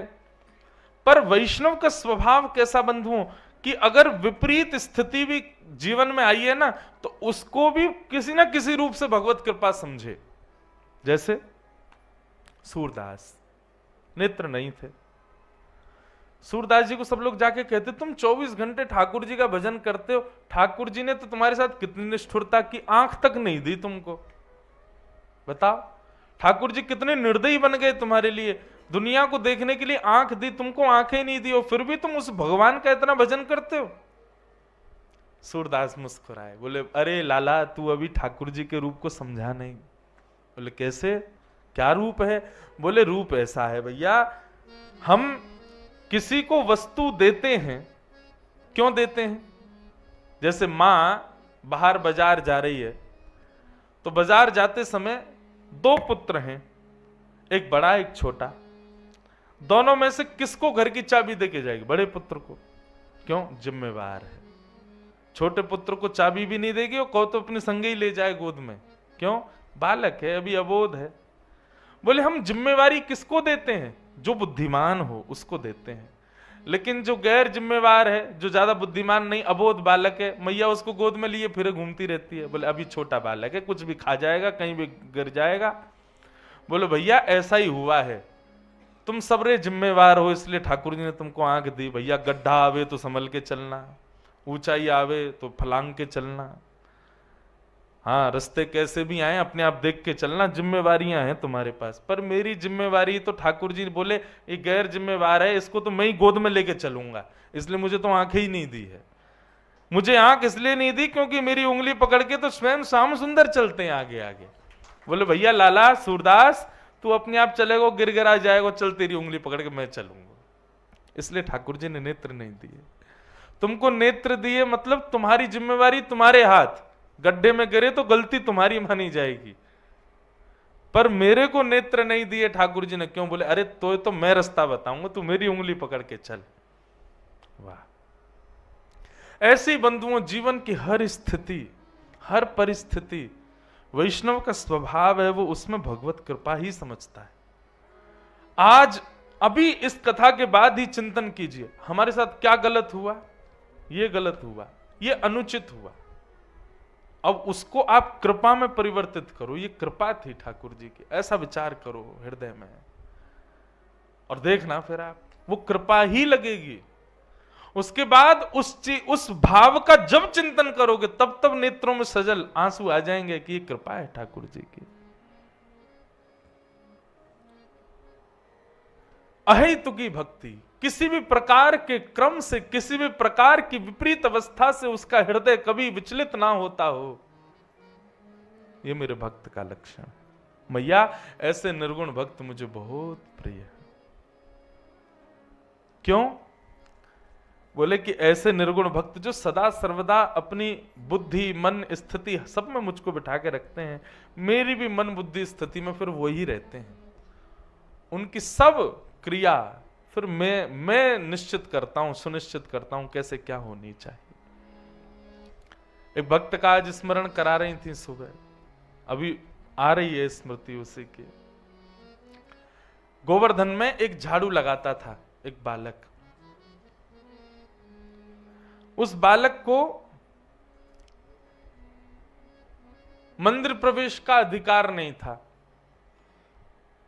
बंधुओं एक बात बताएं, ये हमारे मंदिरों में गैर लोगों का प्रवेश आदि बीच में बंद क्यों रहा? कई मंदिरों में आज भी बंद है, क्योंकि लोग जाते भक्त बन के और मंदिरों में जाकर के फिर कुछ अनुचित कृत्य करते थे। इसलिए बीच के कुछ कालों में, क्योंकि मुगल जब आ गए थे ना भारत में, तो ये क्या करते थे, अपने सैनिकों को ब्राह्मण बना के भेजते थे मंदिर में, त्रिपुंड लगा के चोटी वोटी रखवा करके तब भेजते थे। और वही ब्राह्मण वेश में गए हुए मुगलों के सैनिक गौ मांस बांध के ले जाते और मंदिरों में जाके गौ मांस फेंक के आते, ठाकुर जी पे जाके चढ़ाए आते, अनुचित कर आते, तलवार आदि छुपा के ले जाते, मंदिर में जाके तोड़ फोड़ मचा देते। इसलिए फिर बड़े बड़े मंदिरों में नियम बना दिए गए, इनका प्रवेश उचित होगा, इनका अनुचित होगा, ये जाएंगे, ये सब हुआ। बंधु हमारा हिंदू वैदिक सनातन धर्म तो बड़ा सामंजस्य वाला धर्म था। ये तो विकृतियां आई हैं बीच में, हम कितने वर्ष तक गुलाम रहे हैं, आपको पता, 1000 वर्ष से ज्यादा गुलाम रहा है भारत। ये गुलामी का परिणाम, गुलामों से बचने के लिए हम लोगों ने ये सब नियम बनाए, जो मंदिरों में आज कई जगह इन पर प्रश्न उठाया जाता है, ऐसा क्यों है मंदिरों में, इतना भेदभाव क्यों, ये क्यों, वो क्यों है। ये सब पहले नहीं था, ये बाद में जबरदस्ती स्थिति बनी, इसलिए करना पड़ा। तो एक झाड़ू लगाता था गिरिराज जी में, उसको मंदिर में प्रवेश का अधिकार नहीं था। तो वो क्या करता था, बाहर बैठ जाता था और मंदिर से आने वाले सारे वैष्णवों से पूछता था, ठाकुर जी कैसे लग रहे हैं। ऐसा ही चरित्र आता है ताज बेगम का। ताज बेगम अकबर की पत्नी हुई, उनको भी ठाकुर जी इतने प्रिय लगते थे, पर मंदिर में प्रवेश नहीं होता था। तो प्राचीन काल में भारत में खिड़कियां होती थी मंदिरों में, वहां खिड़की से जिनको अंदर प्रवेश नहीं वो वहां से दर्शन करते थे। ताज बेगम को कई जगह दर्शन नहीं होता तो बाहर बैठ जाती और दर्शनार्थियों से पूछती कैसे लग रहे हैं ठाकुर जी। बोले ऐसे लग रहे हैं, ऐसे लग रहे हैं, ऐसे लग रहे हैं। आहा, उसी का चिंतन करके अपने चित्त में और फिर एक सुंदर चित्र बनाती और चित्र बना करके दर्शनार्थी से पूछती, भैया बस एक बार देख के बता दो ऐसे लग रहे हैं ठाकुर जी। तो दर्शनार्थी कहते हो, अरे तुम तो ऐसा लग रहा है कि बिल्कुल भीतर के ठाकुर जी का चित्र खींच लाई हो, इतने सुंदर। प्रत्यक्ष जैसे ठाकुर जी भीतर होते थे वैसा चित्र बना देती थी ताज बेगम। अंदर तो जा नहीं सकती, सुन करके चित्र बनाती थी। और स्थिति ऐसी पहुंच गई ताज बेगम की कि करते करते करते अब तो यह हो गया था कि ताज बेगम बिना पूछे चित्र बनाती और चित्र बना के केवल अपने प्रेम के प्रमाण के लिए दर्शनार्थी से पूछती, क्या ठाकुर जी ऐसे लग रहे हैं। बोले हाँ बिल्कुल ऐसे ही धर रहे हैं। अरे हमारी भी दृष्टि नहीं गई, तुमने जो जो माला पहनाई है ये भी ठाकुर जी ने पहनी है। तब ताज बेगम के नेत्र सजल होते कि अब मेरे चित्त में ठाकुर जी बैठ गए, मतलब जैसा मैं सोचती हूं ठाकुर जी वैसे ही श्रृंगार करते हैं। ताज बेगम की इस कथा से हमने एक चीज सीखी, आपको बताएं, आप भी किया करो। ठाकुर जी के कभी मंदिर में जाओ ना तो पहले ही बाहर से सोच के जाओ, ठाकुर जी अगर आज आपने मुकुट पहना होगा और उस मुकुट पर मोर पंख लहरा रहा होगा, नीचे सोने की मोती की लर लग रही होगी, या आपने आज नीला वस्त्र पहना होगा या पीला होगा या ऐसा पटका डाल रखा होगा, कुछ भी 5-6 चीजें सोच लो, इनमें से कुछ भी मिल गया तो समझ जाएंगे कि ठाकुर जी आप हमसे प्रेम करते हो। मैं तो बहुत करता हूं ये, राधारमन जी जाऊंगा पहले ही सोच लूंगा आज ठाकुर जी ऐसे ऐसे दिख रहे होंगे, नीले वस्त्र पहने होंगे, पीला पटका। अच्छा हम बड़े चतुर हैं, हम सोच भी 10-5 चीज लेते हैं तो एक आध मिल ही जाती है। हम क्यों ये बात स्वीकार करें कि ठाकुर जी ने हमको स्वीकार नहीं किया, हम तो हर अदबद के ठाकुर जी हमको मानते ही हैं अपना, इसलिए बहुत सारी चीजें सोच लो। पर एक बात बताओ, एक बार ऐसा हुआ था कि मैंने 5 चीजें सोची और 5 मिल गई। आप विश्वास नहीं मानोगे, उस समय की स्थिति ऐसा लगा मानो आकाश में उड़ गया हूं मैं, और कोई नहीं मंदिर में, बस राधारमन जी और मैं खड़े। तो कभी भी दर्शन करने जाओ ठाकुर जी का पहले विचार करके जाओ, ठाकुर जी आज आपका श्रृंगार ऐसा होगा, ऐसा पटका पहना होगा, ऐसा होगा, या श्रृंगार के अलावा हर रोज श्रृंगार भी नहीं, कभी कभी ऐसे सोच के जाओ आज गोसाई जी की अगर मुझ पर दृष्टि पड़ गई, उन्होंने मुझे तुलसी दे दी, उन्होंने मुझे माला पहना दी, उन्होंने मुझे प्रसाद दे दिया, कुछ भी हुआ तो समझूंगा कि आप मुझसे राजी हो। लेकिन इसके लिए एक सावधानी पहले ही बता दूं, अगर आपने जो सोचा वो वैसा कुछ भी नहीं हुआ तो उदास भी उतने ही हो जाओगे मंदिर में। उदास मत होना, कोई बात नहीं ठाकुर जी आज स्वीकार नहीं, कल करोगे, अगली बार आएंगे तब करोगे। नाथ द्वार में जब हमारे लाल जी का प्रथम जन्मोत्सव हुआ, हम श्रीनाथ जी दर्शन करने ही पहली बार 2019 में गए थे। अभी क्या चल रही है 2023। पहली बार श्री जी बाबा का दर्शन मैंने अपने जीवन में 2019 में किया, और प्रथम दर्शन करने के लिए जब गया तो लाल जी के सामने जब मैं खड़ा हुआ तो वहां बाहर वैष्णव थे, वो सब मुझे को बोले ये बोई वाले भैया हैं जिन्होंने गोवर्धनवास सांवरे गाया है। मुझे नहीं पता था ये पद वैष्णवों को इतना प्रिय है, मैं तो बस नाना जी की आज्ञा थी तो मैंने गा दिया। लेकिन नाना जी एक बात बोल के गए, बोले कृष्णदास जी ने जब ये पद गाया, चतुर्भुज दास जी ने, तो ठाकुर जी ने उनको आज्ञा की कि इस पद का नित्य गान करने वाले को मैं निश्चित प्राप्त हो जाऊंगा। अब वो बात नाना जी की हमने सुन ली थी, लेकिन उसका कोई ऐसा भाव नहीं था। पहली बार नाथ द्वार दर्शन करने गए, उसके पीछे भी कारण ये था, हमारी सबसे छोटी बहन का ब्याह हुआ पुष्टि मार्गीय परिवार में, और वहां नियम है कि विवाह होते ही दंपति नाथ द्वार प्रणाम करने जाते हैं। तो वे प्रणाम करने जा रही थी, उनका मुझ पर फोन आया, बोले तुम कहाँ हो? मैंने कहा मैं अहमदाबाद हूँ। बोले वहां से आ जाओ, 4 घंटे लगेंगे। मैंने कहा ठीक है, हम कभी गए भी नहीं, नाथ द्वार चलते हैं। प्रथम नाथ द्वारा दर्शन करने गया और सब बाहर से कह रहे थे, बोले भीतर वो पद जरूर सुनाना भैया गोवर्धनवास सांवरे। मैंने कहा सुना दूंगा। जैसे ही मैं ठाकुर जी के श्री जी बाबा के सामने गया, मुझे लगा ही नहीं कोई प्रतिमा है, ऐसा लगा कोई ग्वारिया बालक खड़ा है सामने। और उस समय पद की 2 पंक्तियां गाई ठाकुर जी के आगे, और पंक्ति गाने के पश्चात बस मन में ये भाव आया, लाल जी आप ब्रज से दूर क्यों आ गए?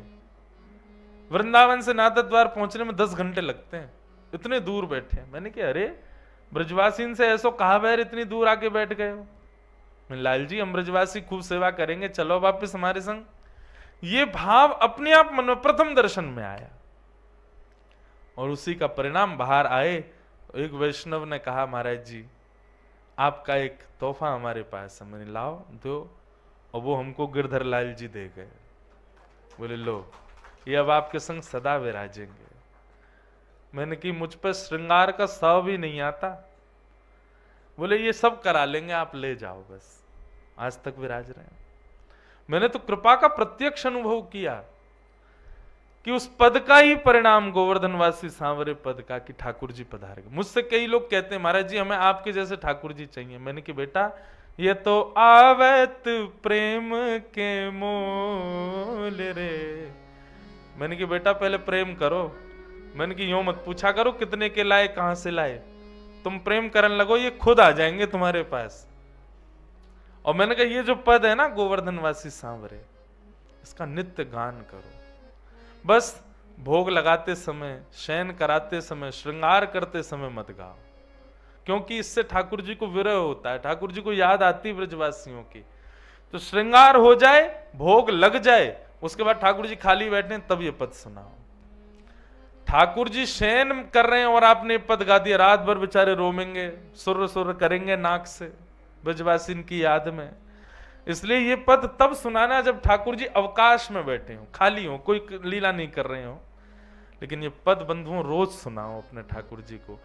हम आपको विश्वास से कह रहे हैं, हमारे पास तो लाल जी पधार गए, आपके पास प्रत्यक्ष लाल जी आ जाएंगे, ठाकुर जी अपने आप आ जाएंगे। भक्ति क्या है बंधुओं? चिंबक है, और चिंबक में जितनी ज्यादा पावर बढ़ाते जाओगे नाम जप और अपने साधना से, उतनी जल्दी ये चिंबक का आकर्षण करने वाले ये जो लाल जी हैं, ये दूसरी चिंबक हैं, ये आपकी चिंबक से आके ऐसे चिपकेंगे कि छूटाए ना छूटेंगे, फिर तो लिपट ही जाएंगे, एक ही रह जाएंगे फिर। तो मैं क्या बता रहा था, नाथ द्वार में मैंने पहला उत्सव किया ठाकुर जी का, तो उसमें मैं ठाकुर जी का श्रृंगार करता था, और श्रृंगार करके 9 बजे आके मंच पे बैठ जाता था। दर्शन नहीं कर पाता, दर्शन करने जाता था मैं शाम को उत्थापन के, तो पूरे दिन उत्सव रहता था। लेकिन एक वैष्णव बालक को सेवा दे रखी थी कि तुम हमारी तरफ से दर्शन करके आया करो। राजभोग में लाल जी का जो दिन का उत्सव होता है ना, वो राजभोग में धारण करते हैं। तो प्रथम दिन वो दर्शन करके आया, आकर के बताया, बोले महाराज, मैंने कि कैसे आज श्री जी बाबा कैसे लग रहे? बोले आज ठाकुर जी ने नीलो पिछोड़ा पहनो है, ऐसे पीछे अपने ऐसे धारण कियो है, इतनी सारी माला पहनी है, ऐसा चौकटा है, और ठाकुर जी आज कांच की हटरी में बैठे हैं। और संभवतः उस दिन हमारे लाल जी भी नीले पिछोड़ा में, कांच की हटरी में, वैसो ही श्रृंगार, वैसो ही मुकुट। मैं कही यार, ये तो मैंने कही कि तू श्रीजी बाबा के दर्शन करके आई है, तू हमारे लाल जी के क्यों करके आए हो? बोले मैं लाल जी के नहीं, मैं श्रीजी बाबा के करके आया हूं। मैंने कहा हैं, ये कैसे होगा? मैं तो सुबह अपने लाल जी को ऐसे बनाया, और शाम को जब मैं उत्थापन में जाता तो प्रत्यक्ष प्रमाण हो जाता कि लाल जी वैसे ही बैठे जैसे हमारे लाल जी। मैंने कि चलो आज प्रथम दिन ठाकुर जी ने एक जैसा श्रृंगार किया, बिना पता, मुझे पता नहीं था, फिर भी ठाकुर जी का एक सा श्रृंगार। तो मैंने कि चलो लाल जी प्रसन्न है इस उत्सव से। अगले दिन हमने ठाकुर जी को लाल पिछोड़ा धराया, और अगले दिन मोतियों की हटरी में हमारे लाल जी बैठे। मैं दर्शन कथा करने आ गया। कथा करने के बाद में वो बालक फिर मिला। मैंने कहा हाँ भाई, आज ठाकुर जी कैसे लग रहे हैं? बोले आज श्री जी बाबा ने लाल पिछोड़ा पहनो है और मोती की हटरी में विराज रहे हैं। मेरे हाथ पांव कांपे। मैंने कि भाई तू यार तू सही बता। बोले सही बता रहा हूं महाराज जी। और शाम को फिर उत्थापन में मैं दर्शन करने गया तो वैसे ही ठाकुर जी। मैंने कहा ये कुछ तो बात है। अगले दिन मैं सोच के बैठा, मैंने कि आज मैं ऐसा श्रृंगार करूंगा जो श्री जी बाबा धारण इन दिनों में करते ही नहीं है, तब पता चलेगी। और हमने अपने ठाकुर जी को सेहरा बांध दिया, दुल्हा बना दिया अपने लाल जी। मैंने कि अब ये जनवरी के समय अब काय को सेहरा पहनेंगे ठाकुर जी। और उस दिन ठाकुर जी नीली हटरी में विराजमान हुए। अब मेरे कथा में कम मन लगे, मुझे यूं लगे कब कथा पूरी हो मैं उससे पूछूं कि आज ठाकुर जी कैसे दिख रहे हैं। कथा पूरी करके जैसे ही मैंने पूछी, मैंने कि भैया एकांत में ले जाके मैं जल्दी बता, बाहर लोग खड़े प्रणाम करो। मैंने तुम खड़े रहो, तू बता पहले ठाकुर जी कैसे लग रहे हैं। बोले आज श्री जी बाबा ने सेहरा पहना है। जैसी उसने ये बात कही, मैं सत्य बताऊं नेत्रों से अविरल अश्रुधार, नीली हटरी में ठाकुर जी विराज रहे। अभी भी सोच रहा हूं, मेरे रोंगटे खड़े हो रहे हैं, नेत्र सजल हो रहे हैं। कैसे कृपालु नाथ।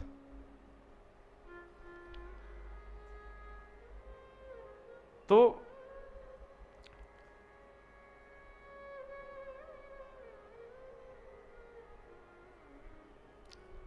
ये रीति थी ताज बेगम।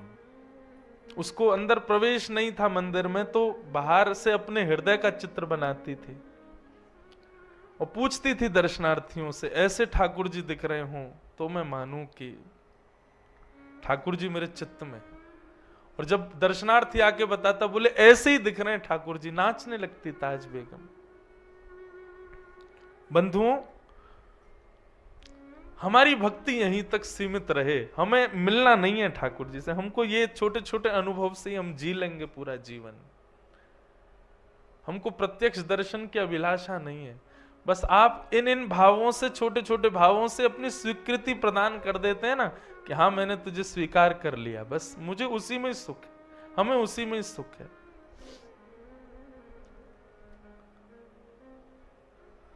तो झाड़ू लगाने वाला एक वैष्णव गोवर्धन में झाड़ू लगाता, दर्शन नहीं कर पाता था।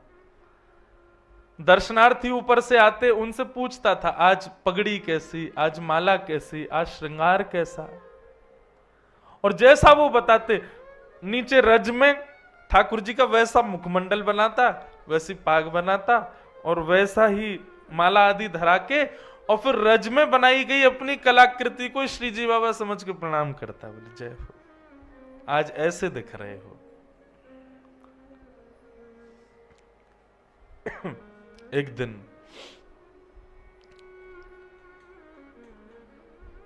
ठाकुर जी के हृदय में उससे मिलन की कामना उत्पन्न हुई, और जैसे ही उससे मिलन की कामना उत्पन्न हुई, तो राजभोग के बाद जब सब दर्शन करके चले गए, पूरा गोवर्धन खाली हो गया, सब लोग जाकर शयन चले गए, 1-2 बजे सब सो जाते हैं दोपहर में। उस समय भी वो झाड़ू लगाने वाला वहीं बैठा, रज में जैसी उसने आकृति बनाई थी ठाकुर जी की, उसी का दर्शन कर रहा था, चिंतन कर रहा था, आज ऐसा पिछौड़ा होगा, ऐसी पाग होगी, ऐसे कुंडल होंगे, ऐसी माला होंगी, और बस इसी प्रकार से चिंतन कर रहा था। तभी नेत्र खोल करके उसने ऊपर गिरिराज पर्वत पर जब मंदिर के पास देखा, तो ठाकुर जी की मोतियों की माला चमक रही है, पिछोड़ा चमक रहा है, सिर का मुकुट चमक रहा है, और ठाकुर जी जैसे वो एक पांव से उछल के बालक खेल खेलते हैं ना, खाने खाने बना के एक पांव से कूदते हैं, क्या बोलते हैं आपके यहाँ? हमारे यहाँ उसको ती बोलते हैं। हाँ, सब जगह अलग अलग है। वो ऐसे डालो, फिर एक पांव से पकड़ो। कब से तो खेला ही नहीं, बचपन में खूब खेलते थे। हाँ, अब की बार लाल जी के उत्सव में एक दिन वो खेल भी खेलेंगे। हम लाल जी के उत्सव में सब करवाएंगे, लाल जी खूब प्रसन्न रहे। तो ऐसे श्रीनाथ जी अपनी एक टांग पे उछल रहे थे गिरिराज पर्वत पे, एक पांव पे उछल रहे, एक पांव ऊपर कर रखा, और पांव पकड़ के वो करे, अरे कोई अयो भैया मेरे कांटों लग गए, मुझ को बहुत पीड़ा है रही है, जल्दी आओ। अब वो नीचे बैठा वो बालक, वो देखे ये कौन है, अरे ये तो मुकुट धारण किए हैं, ऐसी सुंदर बेनी गूथी भैया, इतनी सारी माला, पिछोड़ा, अरे ये तो ठाकुर जी जैसा श्रृंगार है, ये कौन है? दूर गिरिराज पर्वत पे ठाकुर जी कूद रहे हैं। ठाकुर जी ने उसको देखा, उसको सारे क्यों, बैठो बैठो, देख कार हो, जल्दी ऊपर आ, देख मेरे कांटों लग गो या को निकार। वो घबरावे, इधर उधर देखे, कोई देख तो नहीं रहा है, वो कोई नहीं है। ऊपर ज्यों ज्यों समीप जावे ठाकुर जी की, ज्यों ज्यों कमल नैन ठाकुर जी, सुंदर थोड़ी को चुबुक चमक रहे हो है, माथे को रोरी को चंदन चमक रहे हो है, ऐसी सुंदर ठाकुर जी की छटा देख करके जैसे जैसे सिड्डी पे ऊपर चढ़े, त्यों त्यों मूर्छा आती उसको।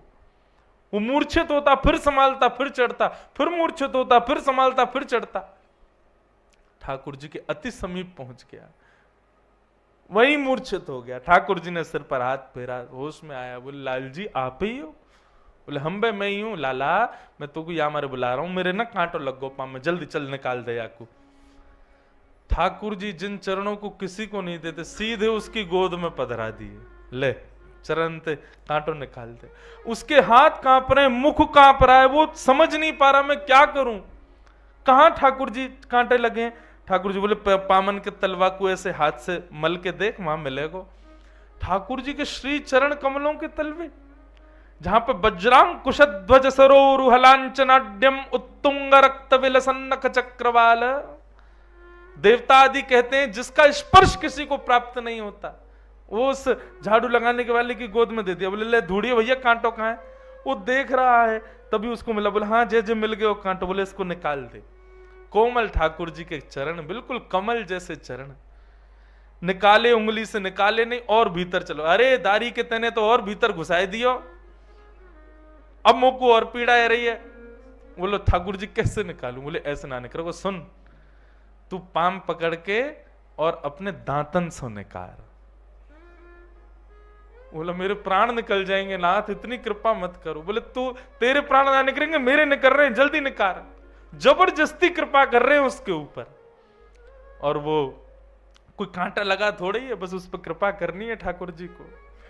उसके मुख के पास अपने चरण दे दिए और वो अपने दांतों से ठाकुर जी के कांटे को निकाल रहा है। ठाकुर जी बोले चल अब मुंह को लेके चल। बोले कहां चलना? बोले आज गोविंद दास अपनी खिरक में दाल बाटी बना रहा है, बाकी दाल बाटी खावे जाऊंगा मैं, चल ले चल मुंह को। अरे ठाकुर जी ये सब गोविंद दास आदि अष्ट सखा, ये लोग बड़े अपरस में रहते हैं, शुद्धता पवित्रता का बड़ा ध्यान रखते हैं। आप मेरे से छुप गए हो, ये भी इनको पता चल गई तो मुझे मार देंगे महाराज जी। ठाकुर जी बोले तेरे संग मैं हूं ना, चिंता का करे, चल अपने कंधा पे बैठा ले।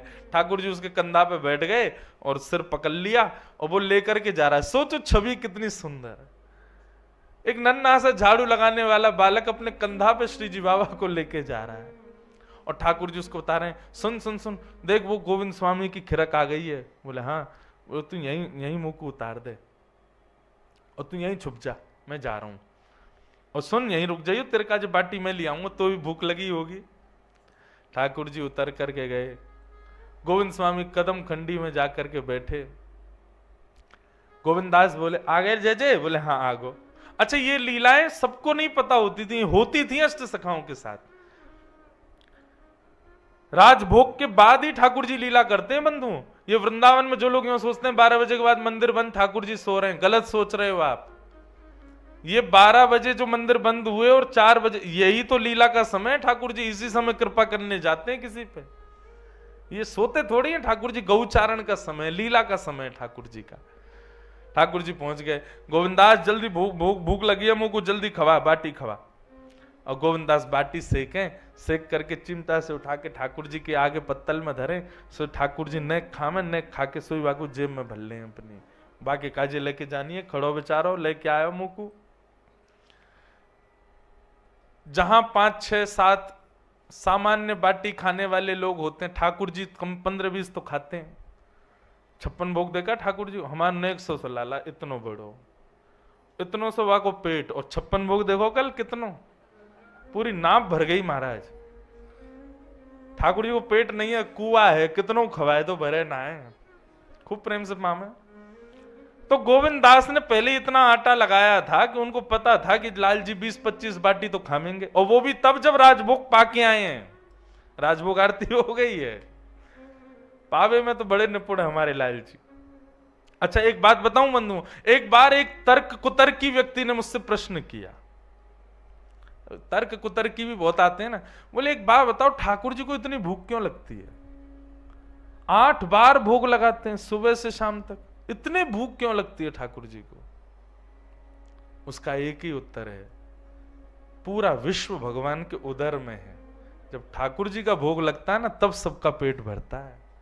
ये हम आप सब लोग रोज भोजन कर रहे हैं, इसका परिणाम यह कि ठाकुर जी का भोग लग रहा है। और यदि कोई व्यक्ति भूखा सो रहा है, भूखा रह रहा है, तो निश्चित कोई ना कोई व्यक्ति प्रसाद का अपमान कर रहा है, उसी अपमान की वजह से कोई भूखा है। ये पूरा विश्व ठाकुर जी के गर्भ में। और आप तो 8 अरब मानवों को जानते हो, जल के प्राणी, जंगलों के प्राणी, हवा में उड़ने वाले प्राणी, अरे छोटे छोटे जीवाणु भी, ये भी भोजन करते हैं, ये सब भी ठाकुर जी के गर्भ में। ठाकुर जी का इतनी बार भोग लगता है, इसीलिए सब तृप्त हैं, सब पा रहे हैं। ठाकुर जी बोले अब गोविंदास पेट भर गो हमारा, तो अब हम जा रहे हैं मंदिर, अब जाके नेक देर सोमेंगे, फिर 4 बजे उत्थापन आरती होएगी। गोविंदास बोले जय जय, बड़ी कृपा। जैसे ही ठाकुर जी खड़े भये, सो ठाकुर जी की पीतांबरी इतनी फूल गई, बाटी बल रही जेब में। गोविंदास बोले जे का हेरो है ठाकुर जी ने रुकी हो? बोले कहा ये इतनी पीताम्बरी ऐसी तुम्हारी कैसे फूल गई है? ये तो तब फूले जब आप नाचो, जो गोल गोल घूमो तो ऐसी पीताम्बरी फूल जाए आपकी, ये इतनी कैसे फूल गई? कहा भर रखो भीतर? ठाकुर जी बगे कछु ना कछु ना कछु। नहीं, गोविंदास ने पकड़ ली, देखे तो भीतर थे महाराज गोजा में बाटी भर रखी है। ये जेब को ब्रजभाषा में कहें गोजा, गोजा में बाटी भर रखी है। गोविंदास बोले बाटी जेब में काहे को धर रखी है? कौन के काजे ले जा रहे हो? ना कोई को नहीं। ठाकुर जी ने एक बार ऐसे देखी उसकी तरफ जो पेड़ के पीछे छुपा था। गोविंदास बोले कौन को देख रहे हो? दौड़ करके गोविंदास गए तो वो झाड़ू लगाने वाला बालक मिल गया। ठाकुर जी सही सही बताओ पूरी बात कहा है? तो उस बालक ने कही गोविंदास जी मुझे क्षमा कर दो, मुझसे बहुत बड़ा अपराध हो गया, आज ठाकुर जी मेरे कंधा पे बैठ के आए। गोविंदास बोले राम राम राम। महा गोसाई जी ने मंदिर में इतने नियम बना रखे हैं, हाथ धो के आए करो, पामन को धो के आओ, आधो स्नान करके आओ, शुद्धता को ध्यान रखो। बेचारो वो तानसेन एक बार पद गावे आयो तो गोसाई जी ने भगाई दियो। बोले काय को? बोले पहले तांबुल थूक के आ, शुद्ध मुंह से सेवा कर ठाकुर जी की। इतनी सेवा शिष्टाचार को विचार करें और यहाँ ठाकुर ने सबरी सेवा तोड़ रखी है। झाड़ू लगावे वाले इनके कंधा पे बैठ बैठ के डोल रहा है। ये सबरे नियम हमारे काज है नहावे धोवे के, तुम्हारे काज कछु ना है। ठाकुर जी बोले अब ठीक है गोविंदास गुस्सा का कर रहे हो, कोई बात ना, छोड़ दे या को। बोले या को कोई अपराध थोड़ी है, बेचारो ये तो ऊपर ही ना जावे कभी गिरिराज पर्वत पे, तुमने ही बुलाए होगो जरूर। बोला हाँ इनने ही बुलाए हो। ठाकुर जी बोले बजमारे तू और बता दे सबरी बातन ने, अरे तो पे कृपा करिए, तू और मेरी शिकायत कर रहा है। गोविंदास बोले ऐसे काम नहीं चलोगे। ठाकुर जी बोले बता कहा करूं? गोविंद कुंड में स्नान करो, स्नान करके ऊपर जाओगे। ये बड़े 3-3 बार नवा नवा के हमको बड़ी अपरसता को बात बता में ठाकुर जी के सामने शुद्धता से जाओ, पवित्र, अब खुद अपवित्र हो ना के जाओ। ठाकुर जी बोले देख भैया सर्दी को समय, कैसी ठंडे कोहरा पड़ रहे हैं, सूर्य के दर्शन ना भय 4 दिन आते, तू मुंह को कुंड में नवावेगो? ऐसा मत करे। चल मैं एक काम करूं, मैं आचमन कर लूं। अपवित्र पवित्रो वा सर्वावस्थांगतो पिवा यस्मरेत पुंडरीकाक्षम सबाई अभ्यंतर शुचि। ऐसे जल छिड़काव करके व्यक्ति पवित्र माना जाता है। ठाकुर जी गए गोविंद कुंड पर जाके जल लेके अपने नाम से अपने आप को पवित्र कर रहे हैं। यस्मरेत पुंडरीकाक्ष सबाई अभ्यंतर शुचि। इतने में गोविंद दास पीछे से गए, धक्का दे दियो ठाकुर जी को, गेड़ दिए गोविंद कुंड में। ठाकुर जी महाराज गोविंद कुंड में डूब रहे हैं, तैर रहे हैं। बोले हे गोविंदा तो देख लूंगा मैं आज। गोविंदास की बात मान के ठाकुर जी बेचारे गोविंद कुंड में नहा लिए, दौड़ करके मंदिर में गए। जैसे ही उत्थापन आरती भई सो देखी ठाकुर जी के सर्वांगीण अंग से जल चुचा रहा है। गोसाई जी बोले जय जय, इतनी सर्दी। आपको पता है श्रीनाथ जी साल में 3 या 4 बार स्नान करते हैं बस, तो बाकी के दिन गीलो कपड़ा करके पहुंच दिए जाए। बेचारे नेक सो सब बालक है, रोज रोज नहावेगो तो बीमार पड़ जाएगो, इसलिए रोज रोज केवल पहुंचा जाता है। बाकी जन्माष्टमी, स्नान पूर्णिमा आदि 2-4 साल में दिन है, उनमें स्नान करते हैं। गोविंदास जी तो बड़े अंगीठी रखी, कंबल उड़ायो। गोसाई जी ने, गोविंदास जी आए, गोसाई जी बोले हे गोविंदा तेने ठाकुर जी को धक्का दे दियो गोविंद कुंड में? अच्छा तो पहले आके बता दे, इनने मैंने कहा कियो है, अब मैं बता दूंगा आप कहा कर रहे। ठाकुर जी सारो कहने नहीं नहीं नहीं तू मत बता भाई, मेरी शिकायत मत करे भैया, गोविंदा तू मेरो प्रिय ना है, मेरी शिकायत मत करे। गोविंदास जी बता दी, बोले गोसाई जी ये झाड़ू लगावे वालो बालक है, वह कंधा बैठ के घूम रहे, इनने शुद्धता पवित्रता का विचार नहीं किया, इसलिए मैंने गोविंद कुंड में धक्का दिया। तब गोसाई जी लाल जी की इस लीला को सुनकर के बड़े प्रसन्न हो गए। बोले जय हो जय जय, आप बड़े कृपालु हो, कौन कौन पे कैसी कैसी कृपा करवे जामे, आपके या भाव को हम बार बार प्रणाम करें। ऐसे भैया ठाकुर जी की मधुर लीला 1:45 हो गए हैं। कितने बजे की बस है सबकी? 3-4 बजे की है, सब निकलने हैं। हाँ तो अब हम लोग भी भाव से ठाकुर जी को प्रणाम कर लें। बंधुओं बहुत आनंद आया, काशी में 3 दिवस तक ये भगवत चर्चा, हरि चर्चा करने का बहुत बड़ा सुख मिला। हमारी ये सब सखियां हैं श्री किशोरी जी की, जिन्होंने मिलकर के ये सब सुंदर भाव रखा। खूब इनका मन था खूब दिन तक हो, खूब हो अच्छे से, पर जितना समय मिल पाया। आज हमको रात्रि विदेश प्रस्थान करना था, पर कल ही कार्यक्रम स्थगित किया। बहुत दिन हो गए वृंदावन से गए हुए। अब हम वृंदावन सबको सुनाते हैं, अब कुछ दिन जाके वृंदावन में आराम करेंगे, राधा वल्लभ जी, राधा रमन जी, बिहारी जी के दर्शन करेंगे, तटिया स्थान की रज में लौटेंगे, संत जनों के पास जा जा करके मधुर वाणी सुनाएंगे। ऐसे करके अब अपने आगामी 6-7 दिन मंगल करेंगे, फिर उसके बाद लगातार फिर कथाएं हैं। काशी से बंधुओं बस एक ही प्रार्थना है हमारी, ये भूमि हमको बार बार बुलाती रहे। मुझको बहुत प्रिय है काशी, मुझे बहुत अच्छा लगता है यहाँ आकर के। हमारे अभिषेक जी तो कल कह रहे थे, बालक सब बता रहे हमारे अनुज जी की, महाराज जी एक बार लाल जी का जन्मोत्सव काशी में भी करो। आप हर वर्ष जो अलग अलग स्थानों पर करते हो, एक बार आप गंगा जी के तट पर भी करो। इस बार द्वारिका में अंतिम दिन हमारे ठाकुर जी के सामने पर्ची डाली जाती है स्थानों की, और फिर जो पर्ची उठेगी उसमें जिस स्थान का नाम आया अगला उत्सव वहीं होता है। तो इस बार की एक पर्ची काशी की भी डालेंगे, अगर हमारे लाल जी को मन भाया तो निश्चित अगले उत्सव के। वैसे तो 5वां उत्सव है, मतलब 2025 में, 2024 में ठाकुर जी का 4था उत्सव है। 5वां है, 5 साल के है लाला, अरे हाँ 5 साल। तो ये 5वां उत्सव तो अभी द्वारिका में है। तो हमारा एक और था कि हर 5 वर्ष के बाद एक उत्सव नाथ द्वारा में करेंगे, तो शायद हो सकता है 25वां, अब देखेंगे जैसा जो हो, पर्ची डालेंगे लाल जी के आगे। आप सब आना द्वारिका 11 से 17 जनवरी। 17 जनवरी को ठाकुर जी के आगे 4 स्थानों की पर्ची डलेगी, नाथ द्वारा, काशी, वृंदावन और एक स्थान और जहां की गोवर्धन, जहां की पर्ची आएगी वहीं उत्सव होगा। अगर काशी की आ गई तो कमर कस लेना फिर सब लोग। 1 साल तक आप लोगों को चैन नहीं पड़ेगा, फिर सब व्यवस्थाओं में लगे रहना, कौन सी जगह होगा, सब सुख मिले, महाराज सब लोग पधारें। जनवरी का महीना रहेगा, ठंडी ठंडी हवा चल रही होगी, कोहरा पड़ रहा होगा, विश्वनाथ महादेव पधारेंगे, तो कुछ ना कुछ योजना जैसी लाल जी कृपा करेंगे। तो अगर पर्ची में काशी का नाम आया तो 2025 का उत्सव काशी में होगा, और फिर उसके लिए आप सब लोग तैयार रहना। हमारे सब जो मंडल है जिन्होंने ये सब सुंदर कार्यक्रम कराया, सबको मेरा बहुत बहुत साधुवाद। लाल जी आप सब पर ज्यादा कृपा नहीं करें, बस इतनी करें कि आप सबके अंतिम समय आने से पूर्व ठाकुर जी का एक बार संपूर्ण जीवन में प्रत्यक्ष दर्शन प्राप्त हो जाए।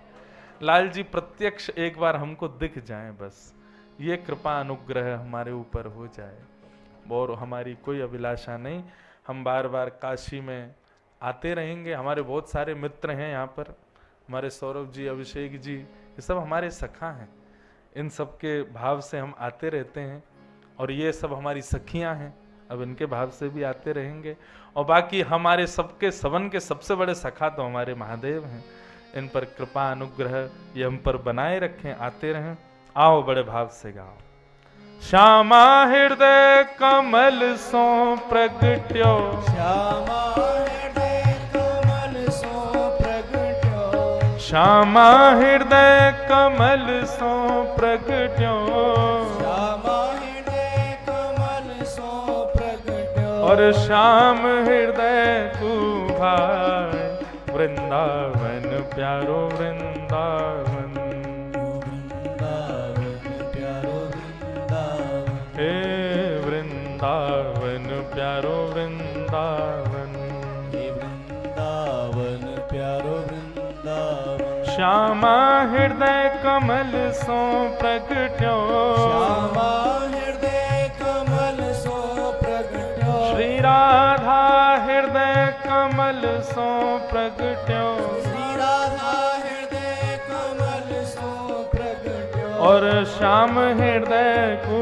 भाई वृंदावन प्यारो वृंदावन, वृंदावन प्यारो वृंदावन, हे वृंदावन मेरो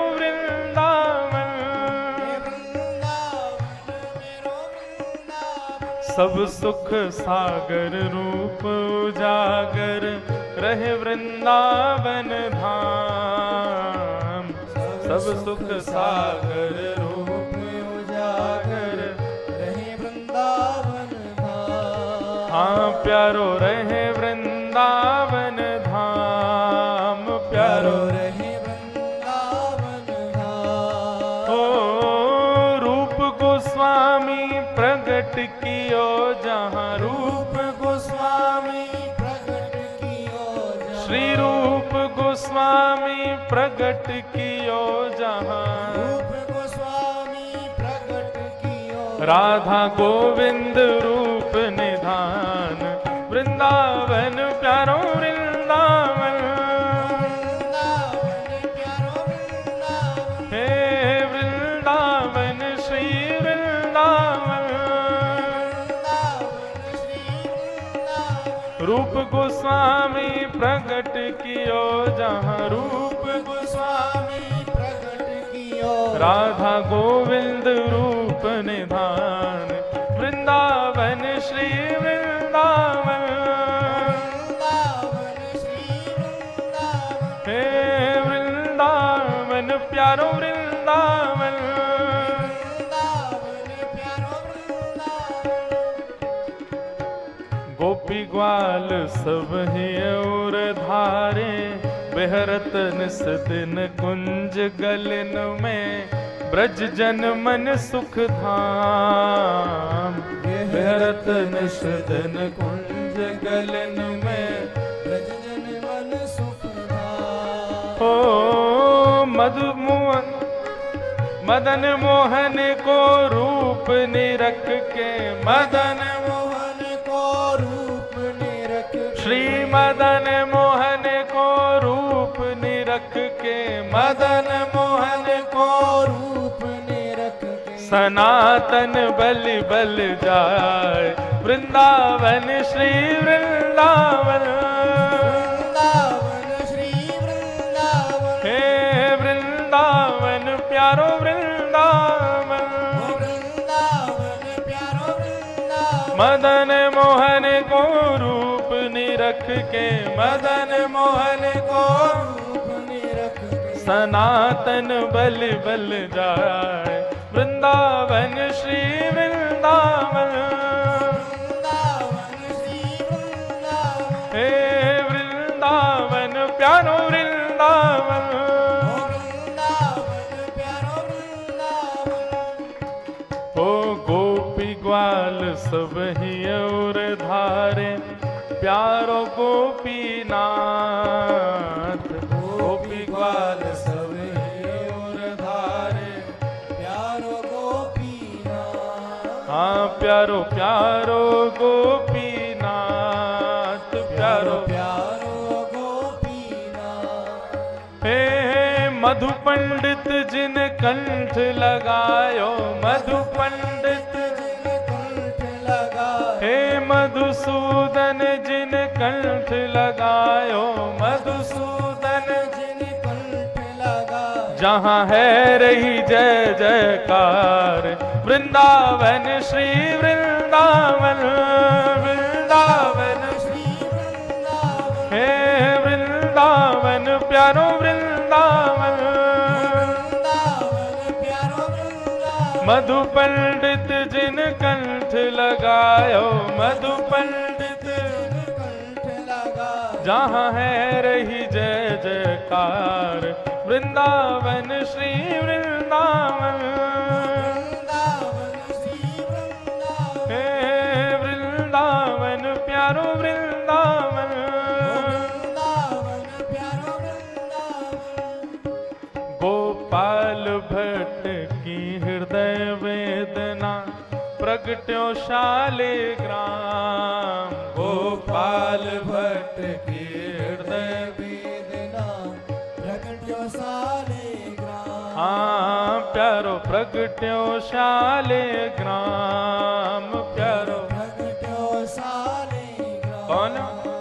हे रूप सुधा को खान हमारो, रूप सुधा को खान हमार। श्री रूप सुधा को खान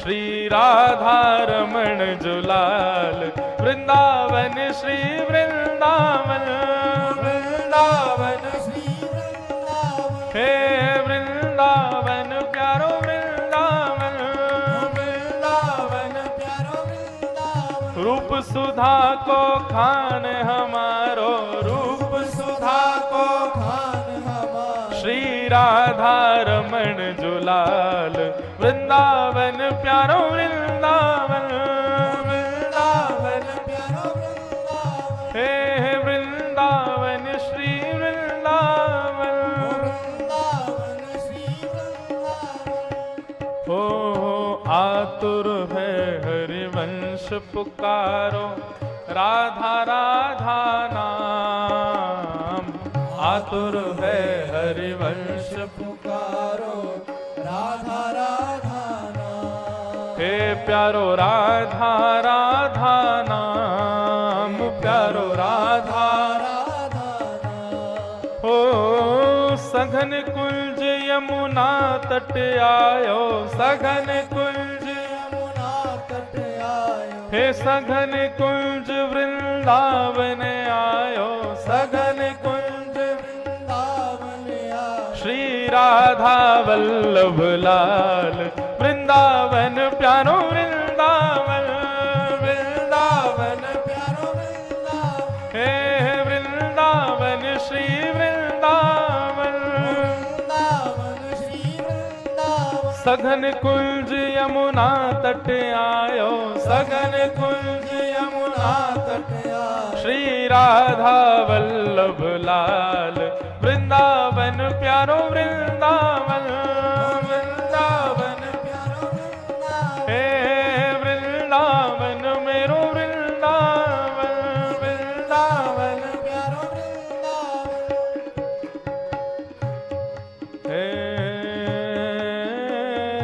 युगल किशोर को लाड़ लड़ायो नवल कुंज ही माह युगल किशोर कुलाड़ लड़ायो नवल कुंज ही मां हाँ प्यारो नवल कुंज ही माह प्यारो नवल कुंज ही मां हे कुंजन कुंजन की रज धारे कुंजन कुंजन की रजधारी हे कुंजन कुंजन की रज धारे कुंजन कुंजन की रजधारी जहाँ व्यास युगल यश गाय वृंदावन श्री वृंदावन वृंदावन श्री वृंदावन हे वृंदावन प्यारो वृंदावन वृंदावन प्यारो वृंदावन कुंजन कुंजन की रज धारे कुंजन कुंजन की रजधारी हे कुंजन कुंजन की रज धारे कुंजन कुंजन की रजधारी जहाँ व्यास युगल यश गाय वृंदावन प्यारो वृंदावन वृंदावन प्यारो वृंदावन हे वृंदावन मेरो वृंदावन वृंदावन प्यारो वृंदावन भुवन चतुर्दश की सुंदरता निधि बन करत बिहार भुवन चतुर्दश की सुंदरता निधि बन करत बिहार हे प्यारो निधि बन करत बिहार प्यारो निधि बन करत हे बिहार प्यारो निधि बन करत बिहार प्यारो निधि बन करत बिहार हो श्यामा प्यारी कुंज बिहारी श्यामा प्यारी कुंज बिहारी हे श्यामा प्यारी बांके बिहारी श्यामा प्यारी बांके बिहारी ओ जय जय श्री हरिदास वृंदावन प्यारो वृंदावन वृंदावन प्यारो वृंदावन हे वृंदावन मेरो वृंदावन वृंदावन मेरो वृंदावन श्यामा प्यारी बांके बिहारी श्यामा प्यारी बांके बिहारी हे श्यामा प्यारी बिहारी श्यामा प्यारी, कुंज बिहारी और जय जय श्री हरिदास वृंदावन प्यारो वृंदावन, वृंदावन प्यारो वृंदावन, हे वृंदावन मेरो वृंदावन, वृंदावन मेरो वृंदावन।